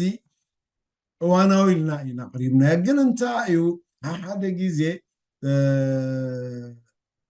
ነቲ ነጥብታት ብዕፉን ጥራሕ እናቐረብና ስለንኸይድ መታ ነቲ ገዛ ሕቶታት ከልዕልን እቲ ገዛ ከዓ ባዕሉ ሓቲቱ ባዕሉ ኣብ ገዛ ክምለሰሉ ብዝኽእል መገዲ ከምዚ ሕጂ ከይፀንሐን ክብርትዕ እዩ እቲ ብከምኡ ነቐርቦ እንተዘይኮይኑ ምንባብ ጥራሕ ወይ ከዓ ፅሑፍ ዘይብሉ ሓንቲ ርእስቲ ሒዝካ ንዓኣ ብዝከኣለካ መገዲ ብገዛ ምቕራብ ይከኣል ማለት እዩ ስለዝኾነ እቲ ናይ ምጋባእ ገዛ እወ እቲ ኣርእስቲ ክመርፆ ዝደሊ ምስቲ ኩንነት ተሰማሚዑ ክቐርብ እሱ ኩሉ ግዜ ኣገዳሲ እዩ ከምኡና ክንገብር ፀኒሕና ንመዝን ማለት እዩ ዝሓለፈ ሕጂ ኣብ ምንታይ ኩነታት ኣሎ ናይ ሃገር ጉዳይ ናይ ከባቢና ጉዳይ ነና ኢኻ ክትምልሰሉ ዝግባእካ እናተባሃለ ክመፅእ ፀኒሑ ግን ኣብቲ መስርሕ ገሊኡ ይደክም ገሊኡ ምስታፍ ተኣሽሙ ይኸውን ይተዓናፀል ስለዝኸውን ደና ውሕዳት ሰባት ጥራሕ ይተርፍ እቲ ምዝራብን ምድላውን ማለት እዩ ስለዝኾነ ግን እዚ ንባዕሉ እናተኣረመ ከምኡና ተነፀረ ከይድ ዝግብኦ ጉዳይ ባህላየ ረዳ ኣዝጊ ርኢቶ ይህቡ ክንውዳእና ናይሎም ሰላም معاكم كمي قنيكم مرحبا ردا أزغ خمي كنيكا سلام مسكن انا لابزا ريتوتا تا واتساب تصحيفا زلا خلا تركب سلاح سلسلحكم توعت انا هيك باي كستايك ورقو لايتا نقوم ابتا تصحيفا زلا حطو زلي اي مثلا يعني بعتير قال اللي بزبالنا عيب زل داني كزار مالتي مغنياتو ولا تمثلانا يبوتاتنا نبعد زي تقوسي جون زبت نابي قوتيو ኢትዮጵያስ ሓድገና ዝብል ዘረባ እቲ ናይ ዶክተር አብይ ባህር ተዳሪናዮ ኣብቲ መሪሕነት ዘርእዮ ዘሎ ድፍረቱሲ ኣይኮነን ንዓና ንኤርትራውያን እሞ ኣብ ደገ ዝረኸበ ቾፕ ኢልዎ ኢሳያስ ቾፕ ይድልና ይንዑ ነቶም ኣካሉ ከማናው ዘሎ ሳይሓድጎም ዝወስዶ ዘሎ ስጉምትታት ማለት እዩ ኣይገደፎን እጂ ካብቲ ባህርያቱ ተበጊስካ ካብቲ ዝወስዶ ዘሎ ስጉምቲ ንሕስያብ ዘይብሉ ከዓ ፍርሓት ብዘይብሉ ተዳ ከምዚ ይገብር ኣሎ ናብ ኤርትራ ገጽ እሞ ከዓኒ ንረብሓ ምስተሕጂ ሞቲቭ ናቱ ምስቲ ኣብ ውሽጡ ዘሎ ድሌታት ባህጊ ፅምእናይ ስልጣን እንተደኣ ርኢናዮስ ልዕሊ ኢሳያስ ዝኸደ ፅምእናይ ስልጣን ዘለዎ ሰብ ይመስል ምክንያቱ ክመጽእ ከሎ ብቲ ስልጣን ብሕልምን ብገለን ከምዚ ትብለን ነይራ ደይ ዓይነት ካብ ብንእስነት ብከምዚ ተኸስኪሱ ተኣምሩ ዝዓበየ ሰብ ትደኣ ኮይኑስ እዚ ፅምእናይ ስልጣን እዚ ንገዛእ ርእሱስ ንኤርትራ ንምጉባጥ እኹል ምክንያት እዩ እቲ ካልእ ዕላማታት እቲ ኢሳያስ ዘስንቆ ወይ ከዓ እቲ ኢሳያስ ዘሰልጦኖ ኣካይዳ ወይ ዝሃቦ ዕላማታት ምስ ኤርትራ ምትሓሓዝ ዘለዎ ንምጉባጥ ኤርትራ ንዑ ገዲፍካስ ነቲ ባህር ናይ ዶክተር አብይ ጥራሕ ናብ ኤርትራ ገጹ ንክመጽእ ኤርትራ ንክሃርማ ንክወራ ወላ ሓንቲ ዝኽልክሎ ኣካል ኣሎ ኢለ ይሓስብ እየ ብደገ እንተደኣ መፂና ብሓያላት ሃገራት ናቱ እየን ሙሱ እየን ነቲ ዕላማ ዝደልዩ እየን ተብልዎ ኩሉ ግዜ ተዘንትውዎ ካብ ቅድሚ ናፅነት ቅድሚ ናይ ምጅማር ብረታዊ ቃልሲ ጀሚርካ እቲ ዝገበርኦ ነገር ኣብ ኤርትራ ንሱ እዩ ስለዚ እቲ ባክግራውንድ ናይተን ዓበይቲ ሃገራት ርኢኻ እቲ የማናይ ኢደን ንዑ መሃበን ዘይተርፍ ምዃኑ ይርዳእካ ምስቲ ጥቕመን በቲ ባህሪ ናይ ዶክተር አብይ ርኢኻ ከዓ ንኤርትራ ክገድፋ እዩ ወይ ምስቲ ፅማኣት ናይ ስልጣኑ ዕላምኡ ከዓ ምክንያቱ እቲ 98 ክጅመር ከሎ እቶም ቅንጅት ዝበሃሉ እቶም ሓንቲ ኢትዮጵያ ዝብሉ ኣካላት ኣብ ውሽጢ ህወሓት ዝነበሩ ወይ ከዓ ውሽጢ ናይ ፌደራል መንግስቲ ሰልፊ ዝነበሩ እቲ ዕላምኦም ኣብ ትግራይ ዝነበሩ ናይዞም መንም ዝበሃሉ ናይ ገብሩ ኣስራት ሰልፊ ዓረና ዝበሃሉ ዓሰብ ናይ ኢትዮጵያ እዮም ዝብሉ እታ ኤርትራ ከዓ ኣብ ዘመን ጢናን ረኺብና ኢና ኣብቲ ክስታ ኢሉ ከዓ ናይ ኢትዮጵያ ናብ ኣዲኣ ትወሃብ ኢሉ ከም ዝፈረመ ኣብ ቤተ መዘክር ናይ ኦክስፎርድ ኣይደኖ ረኺብናዮ ዝብል መፅሓፍ ክሳዕ ፅሒፉ ተዛሪቡ እዩ እጂ እቲ ሰልፊ ኣካላትካ ኣብ ትግራይ ኣለዎ ስለዚ ብወገን ትግራይ እቶም ፀላእትና ኢልና ንሓስቦም ህዝቢ ኤርትራ የሚንዎ ዘሎ ኢሳያስ ብወገን ኢትዮጵያ ከዓ እንተደኣ ርኢናዮ እታ ሓንቲ ኢትዮጵያ ትብል ኤርትራ ናይ ኢትዮጵያ ዝብል ኣካላት ከም ዘለዎ ይረኣየካ ስለዚ እዚ እንተደኣ ኣሎ ኣብ ውሽጢ ኢትዮጵያ ተደጎለ እዚ ዘሎ መሪሕ ከዓ እቲ ጥጁእ ዝኾነ ወይ ከዓ እቲ ሕልምታቱ ዝዓበየ ከዓኒ ምስ ፍሕፋሕ ናይ ስልጣኑን ናይ ሽሙን እንተደኣ ኮይኑ ከምዚ ዓይነት ሰብ ከዓኒ ክገድፈካ ኢልካ ይፅበን ኢኻ ምክንያቱ እቲ ሞቲቭ እቲ ኣብ ውሽጡ ዘሎ ድሌታት የንቀሳቀሶ ነቲ ነገር ክገብሮ ይደፍኦ እዩ ነዚ ካብ ባህርያት ናይቲ መሪሕነት እንተደኣ ርኢና ምስቲ ናይ ኩነታት ናይ ዓበይቲ ሃገራት ድሌታት ከዓ እንተደኣ ርኢናስ ንኤርትራ ክምሕራ እዩ ዝብል እምነት የብለይ ኣብ ምንታይ ኢኻ ከዓ ትሪኦ ኣብቲ ምስቲ ህዝቢ ዘለዎ ኮሙኒኬሽን ከዓ ትሪኦ ንኣብነት ኣብ ኤርትራ ዘሎ ኣብ ውሽጢ ኢትዮጵያ ዘሎ ኤርትራዊ ካብ ብዙሓት ገለ ዝሰምዖ ቀደም እኮ ብሓንሳ ኢና ነርና ሓንቲ ሃገር እኮ ኢና ነርና ካልኣይ እቲ ምዝመዛ እቲ ጭቆና ሕጂ ንኣብነት ተደኣ ኢልናስ እቲ ኣብ ዓለምዋጭ ዘሎ ስደተኛ ኤርትራውሲ ከም ሰብ ኣይኮኑን ዝርእይዎ ዘሎ ተጨዊ እኽልታት ካብ ዓለም ዝመፀ ናብ ትግራይ ዝኣቱ ነይሩ ተጨዊ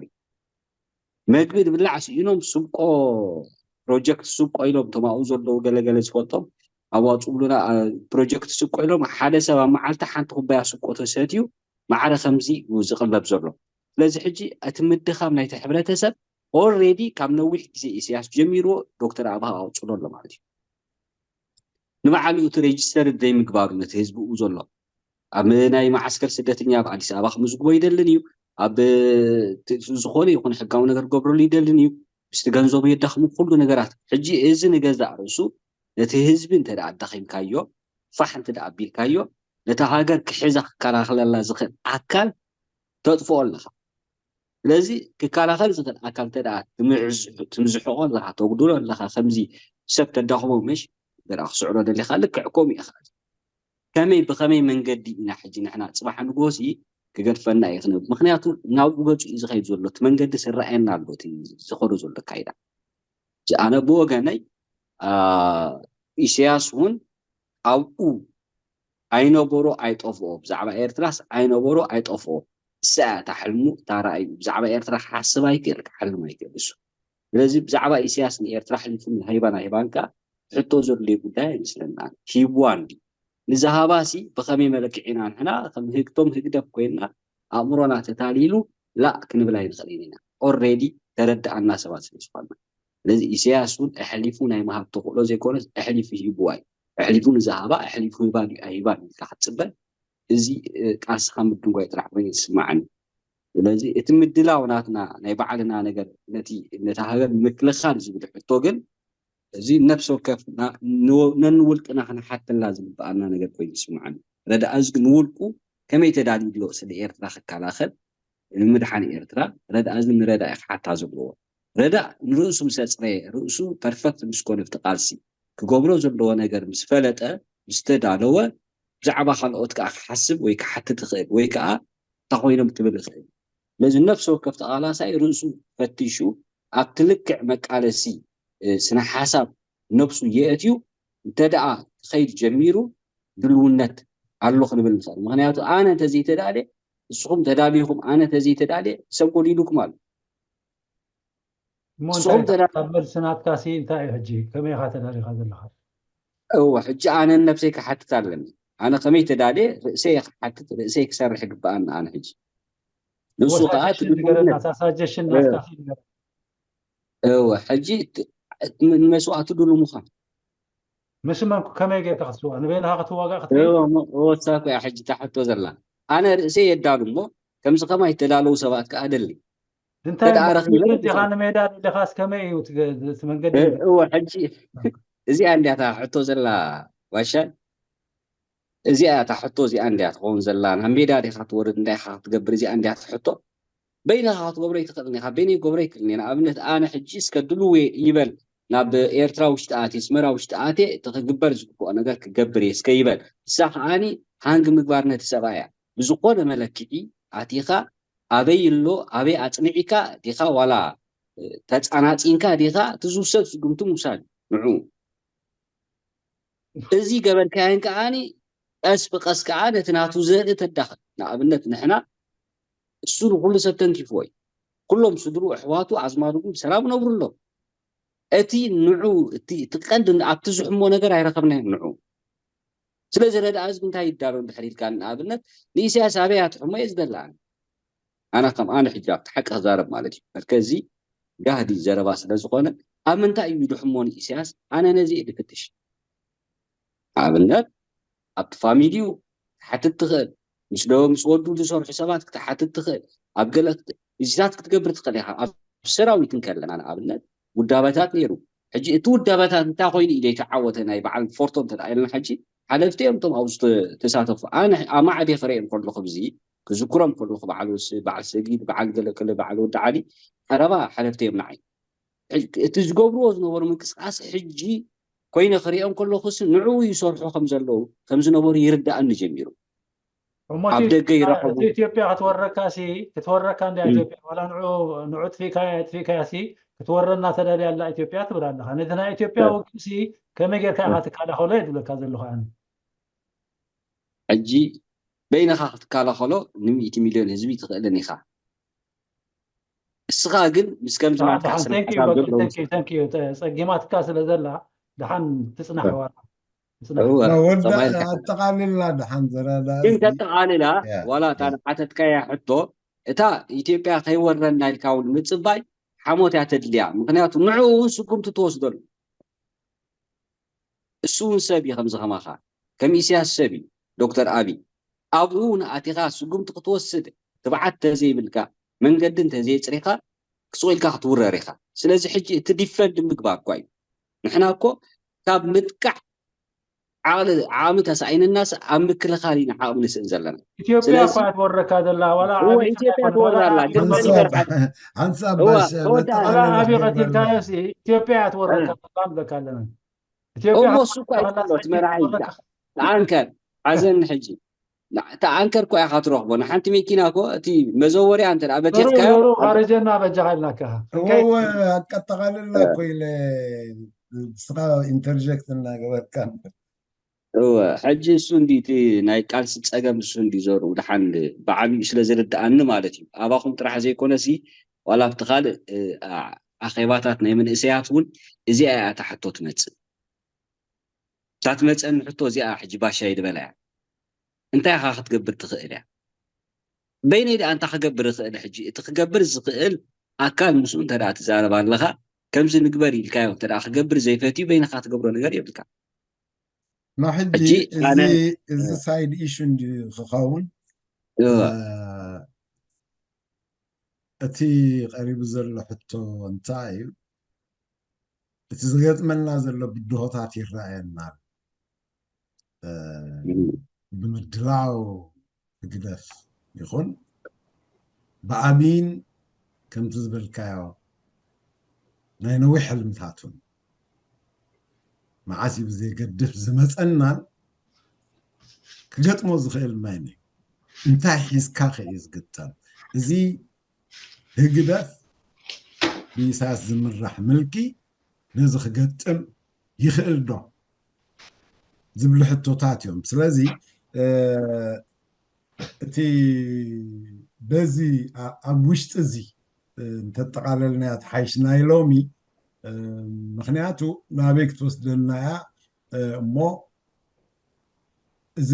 ዓቕሚ ዘይብሉ ብዓት ዘይብሉ ህዝብና ግን ናብ ምዕላው ስራይ ደቅና ምጥፋእ ጥራሕ ዝሕይል ንዕኡ ከይርግስካ ዝገጥመካ ሽግራት ክተታሕ ኣይትኽእልን ኢኻ ናብ ዝብል ከብፅሓና እዩ እሞ እንታይ ግውጭ ቅድሚ ሕጂ ክንዛረበሉ ፀናሕና ንነዊሕ እዋን ማለት እዩ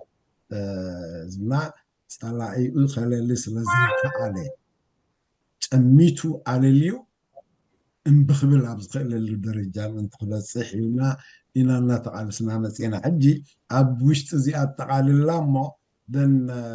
ክንዓፅዋ ኢና ኣነ ናይ መጨረሻ ርእይቶ ክህበላ ሓንቲ ዕድላለኒ ይሩ ዕድል ደትበን ረዳእ ዝግቆይቶ ኣይወዳእን ሕጂ እንታይ ኣጠቃሊላ ኣሉላ እቲ ሕጂ ብቢያድር ኣንበሳ ያስር ብሎ ኢትዮጵያውያን እንተረኸቡ እዚ ስለ ዝፈልጡ ከዓ ሓቢሮም ከዓኒ ነቲ ቆራፅ በዓል መዓንታ ኤርትራዊ ከዓ 30 ዓመት መሊኾም ስለዚ እታ ሓይሊ ኣብ ሓድነት እያ ዘላ እዩ ዝብል እሱ ከዓኒ ኣብ ስትራቴጂ ኣሚንካ እቲ ስትራቴጂ ስጉምቲ ክትወስደሉ ከለካ ጥራሕ ክትዕወት ዝኽእል እዚኣ እታ እምነተይ ናተይ ስለዚ ካብዚኣ ንላዕሊ ወላ ሓንቲ ክብል ኣይክእልን ስለዚ ኩለን ውድባትን ምንቅስቃሳትን ሓንቲ ዕላማ ሒዘን እታ ዕላማ ከዓ ስትራቴጂ ውፅኢካ ከምቲ ቀደም ሕጂ ዝበልክዎ ኣብቲ ስትራቴጂ ሓቢርካ ኢድካ ሰብሲብካ ምዕያይ ጥራሕ እዩ እቲ ክዕውተና ዝኽእል ዝብል እምነት ኣለኒ እዚኣ እታ ብፖለቲካ ክዕወት እየ ዝብል ሰብ እንተሎ ድማ እሱ ፖለቲኡ ይግበር ነቶም ንሕና ስትራቴጂ ውፅኢና ክንዓይ ኢና ዝብሉ ግን ዕንቅፋት ክኸውን የብሉን ዝብል እምነት ኣለኒ ኣብቲ ናፅነት ናይ ሓደ ውድብ ወይ ከዓ ኣብቲ ዘለዎ ናይ ስነ ሓሳብ ምንቅስቃሱ ኣካይዱ ኣቲኻ ግን እዚ ግበር እዚ ትግበር ኣይትብሎን ኢኻ ኣብቲ ናትካ ስነ ሓሳብ ግን ስትራቴጂ ውፅኢና ስለዚ ስጉምቲ ክንወስድ ይግባኣና እዩ ኢሉ ንዝኣመነ ኣካል ግን ሓቢርካ ንስኻ ጥራሕካ ነቲ ስጉምቲ ክትወስዶ ትኽእል ምክንያቱ ኣብ ሓደ ሓሳብ ስለ ዘለካ ማለት እዩ እዚኣ ክብል ንኽእል ኣነ እዚኣ እታ ናይ መወዳእታ ሓሳበይ ይቐኒየለይ ዘሩ ثانك يو قدمي ማዕፀዋ ሓሳብ መሃበይ ንዳዊት ከእትዎ ግን ሓደ ክንዝክሮ ዝግባአና ነገር ንቅድም ፖለቲካ ይስራሕ ቅድሚ ዝኾነ ይኹን ጎነፃዊ መፍትሒ ምጅማር ምክንያቱ እቲ ፖለቲካ እንተዘይተሰሪሑ እቲ ጎንፂ ናበይ ክትኩስ እዩን ኣይፈልጥን ተኮሰ ተኩሱ ሳዕቤናቱ ክፀሮ ይክእል ሳዕቤናቱ ኣብ ልዕሊ እቲ ህዝብን ኣብ ልዕሊ እቲ ሃገርን እንታይ ክኸውን እዩ ክቆፃፀሮን ኣይክእልን ምክንያቱ ጠበንጃ ኩሉ ግዜ ምትኳስን ምቕታልን ምቅታልን እሞ ንሕና እንታይ ዓይነት ፕረሲደንት ኢና ነቲ መፃኢ ወለዶ ክንገድፈሉ ንኽእል ብምንታይ መገዲ ኢና ከዓ ትራንዚሽን ክንኽእል ዝብሉ ጉዳያት ነዚ መፅእ ክንዘራረበሎም ዝግባአና እዩ ኣብ ናይ ሕጂ ቃልስና ግን ከም ዝበልካዮ ብከምዚ እዩ ክንከይድ ዘለና ዝብል ኖ በዚኡ ክንከይድ ዘለናን ዝብል ሓቢሮም ክሰርሕሉ ብዝኽእሉ መገዲ ኢና ንሕና ንቃለስ ዘለና ኣብ ንጋባእ ንኩሉ ኣቮይድ ኣይንገብሮን ኢና ድሕር ከምኡ ኮይኑ ግን ከቕርቡ ኣለዎም ኣቕሪቦም ነቲ ዝሰምዕ ዘሎ ህዝቢ ይኹን ንና ንፁር መገዲ ትምርጫታት ክህልዎ ክኽእል ምእንቲ ክድገፉ ምእንቲ ድሕር ኮይኖም እዚ ጉዳይ ዝኸቕርቦ ክእልኖ ንሕና በዚ ኢና ንቃለስ ኣይትመፁን ኢኹም ኣይንድግፈኩም ኢና ኣይንብልን ምክንያቱ ኩሉ ምርጫታት ናይ ህዝቢ ንምርካብ ስለ ዝኾነ እዩ እንተ ደኣ እቶም ብብረታዊ ጉዳይ ኢና እነተንፎ ዝብሉ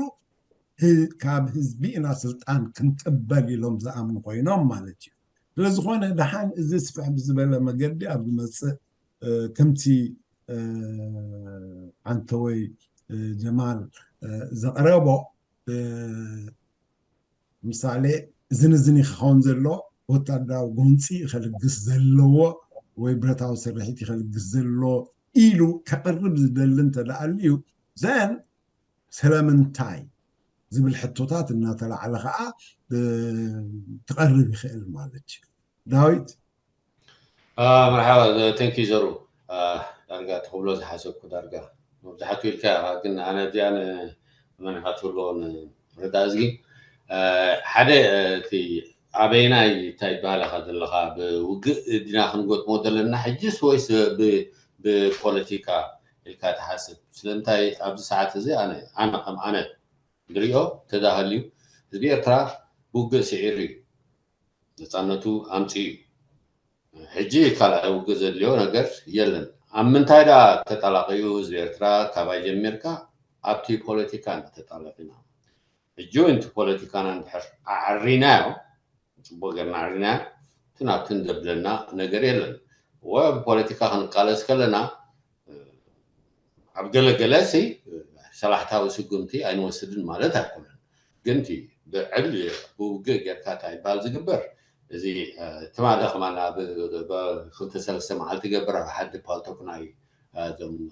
ብርጌድ ንሓመዱ እንታይ ይብሉ ነይሩ እና ሕጂ እዚ ወላ ኣዋፂና ገንዘብ ዘዋፅኣልና ህዝቢ ኣይስእንን እዩ ድሮናት ገዚእና በቃ ምድብዳብ እዩ ይብሉ ነይሩ እዚ ከዓ ዕሸላዊታ ይበሃል ስለዝኾነ ንሕና ኩሉ ግዜ እቲ ክንሕዞ ዘለና እንተ ሓንቲ ወይቲ ብፃይና ዝብሎ ነበረ ታሪክ ፀቢቕና ዘይተረዳእና ነገር ስለ ዘሎ ታሪክ ንምሃር ታሪክና ንተዓረብ ኩሉ እንታይ ይበሃል ንግበር ንሕና ኣብዚ ሰዓት እዚ ንህና ፖለቲካዊ ምጥለቃ እዩ እዚ ኩሉ ኣብፂሕና ዘሎ ሕጂ እውን ወራት ኣለውና በላሕቲ ኣለውና እዚ ነገር እዚ ኣብኡ እንታይ ይበሃል ንግበር ውግእ ኣየድልየናን ሕጂ ውግእ ኣትሊስት ብዝተሓተሲ ውግእ የቋርፅ ጠጠው በል ክንብል ክንክእል ኣለና እዚ ድማ ሓደ ኣብ ልዕልነቱ ዝኣምን ዝተኣማምን ሓይሊ ሓደ ሓይሊ ምስ ተፈጠረ ጥራሕ እዩ እዚኣ ክንፈጥር ዝተኸኣለ ኣብዚታት ነተኩር እንተተኮርና ዝሓሸ እዩ ዝብል ኣብዚ ስብ ሃዋልዩ ዝኾነ በዚ ክንኣትዎ በዚ ዝበሃል እዚ ዘይመስል እዩ ዓቕምና ከዓ ንፍለጥ እቲ ዘለና ኩነታት ከዓ ንፍለጥ ዓቕምኻ ከይፈለጥካ ኮነ እንታይ ይበሃል ክትሕልፍ ኣይትኽእልን عامها فلتكا استراتيجي خاص نيكا انتهى يقول لك هذا الله الريمكا راح لو تختم تصدق زي كم ما عدا خم حبرتها هذا القرى داسكي ثانك يو اوكي انا قاعد بدرجه ناتنا قالسن متى علامة تبدشنا بخمي هزبا قالسنا زعوات إلنا إنا نقابا بسريحنا نقصل كأزل لنا سلزخونا خاء هزبنا بسلاماوي بوليتيكاوي مجدي حتو على العيلو نابزي صعد الدرجة عبيت تعبي disobedient society سرح نسرع زخاء بومتن تعالي شغلو توي تي ناتنا نايك ألسي بلاتفورم أحلي فات أي سنيرة إزز بلون تمسوخي يقاج أودو مسانا نوم ريچومي جن أبت بوليتيكاوي شنخات إنا نرخب معناتو أبت برتاوي ويك غونص آوي أتقاوي بوتا نرخب سلزي يكون سلزي السيوتي دحار نيساس بملقاس راح زغير يكونن ودي هاجرنا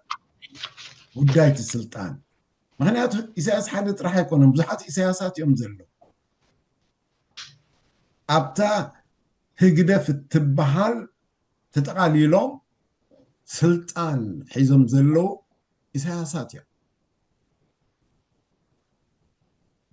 زي كنرسع يبلنا حدا إساس انتلقيسو كان إساس 10 إساس 500 إساس قالوا نعوت أمامي نوميو كا نتي كله عفنا تشكونا وق مكياد دقنا براس وخدو زلو متكأتا يلن أب ورحة خيركم حلومي لنا كويلو بعلو زبلو كوي تتكسني عانتون زي كازبو جنبار كالي زبال يلن هيتحلومو كوي we have to interpret it كنترجمو خنكلا لنا what does he mean نجاب هادو نسات ولدتن دو ديخم زبل زلو شعوهم يمثلوا هزبي نو هزبي ارترا كالي زمر حكا زم حدركا زجز أكا ودب يلن زي كازباو جنبار سلزي خانا ودبات حشوية زي كهلو كويلو إذا بالي هزبي نزي كردو تقومو ترديو نزل عالم زي قجل زي سعزلو تملك خطس المخان على اليو أب حدا أوان بزحابة قالسي كالجسو خيل من تيوتي زخير قالسي سلزخونة زي استطاعت زي كمت جمال العالو عن توي حنت بحنتنا العنا انت دقا أقريبنا يو انتاي مالتو يخمز خبلنا خمز زبلنا انت دقالنا نتار استدي انت دقا أقريبنا من أربات بزحات بزتفلالي interpretations كم صاخو اليوم انت دقا أمت أقاقاب بس إحنا حدا نقر سولف جيرنا لنا مالتي بوليتيكا عالمنا هاجرنا سلازي أبو مسي بخمقنا قبلنا كنريو كونتاكت خجبري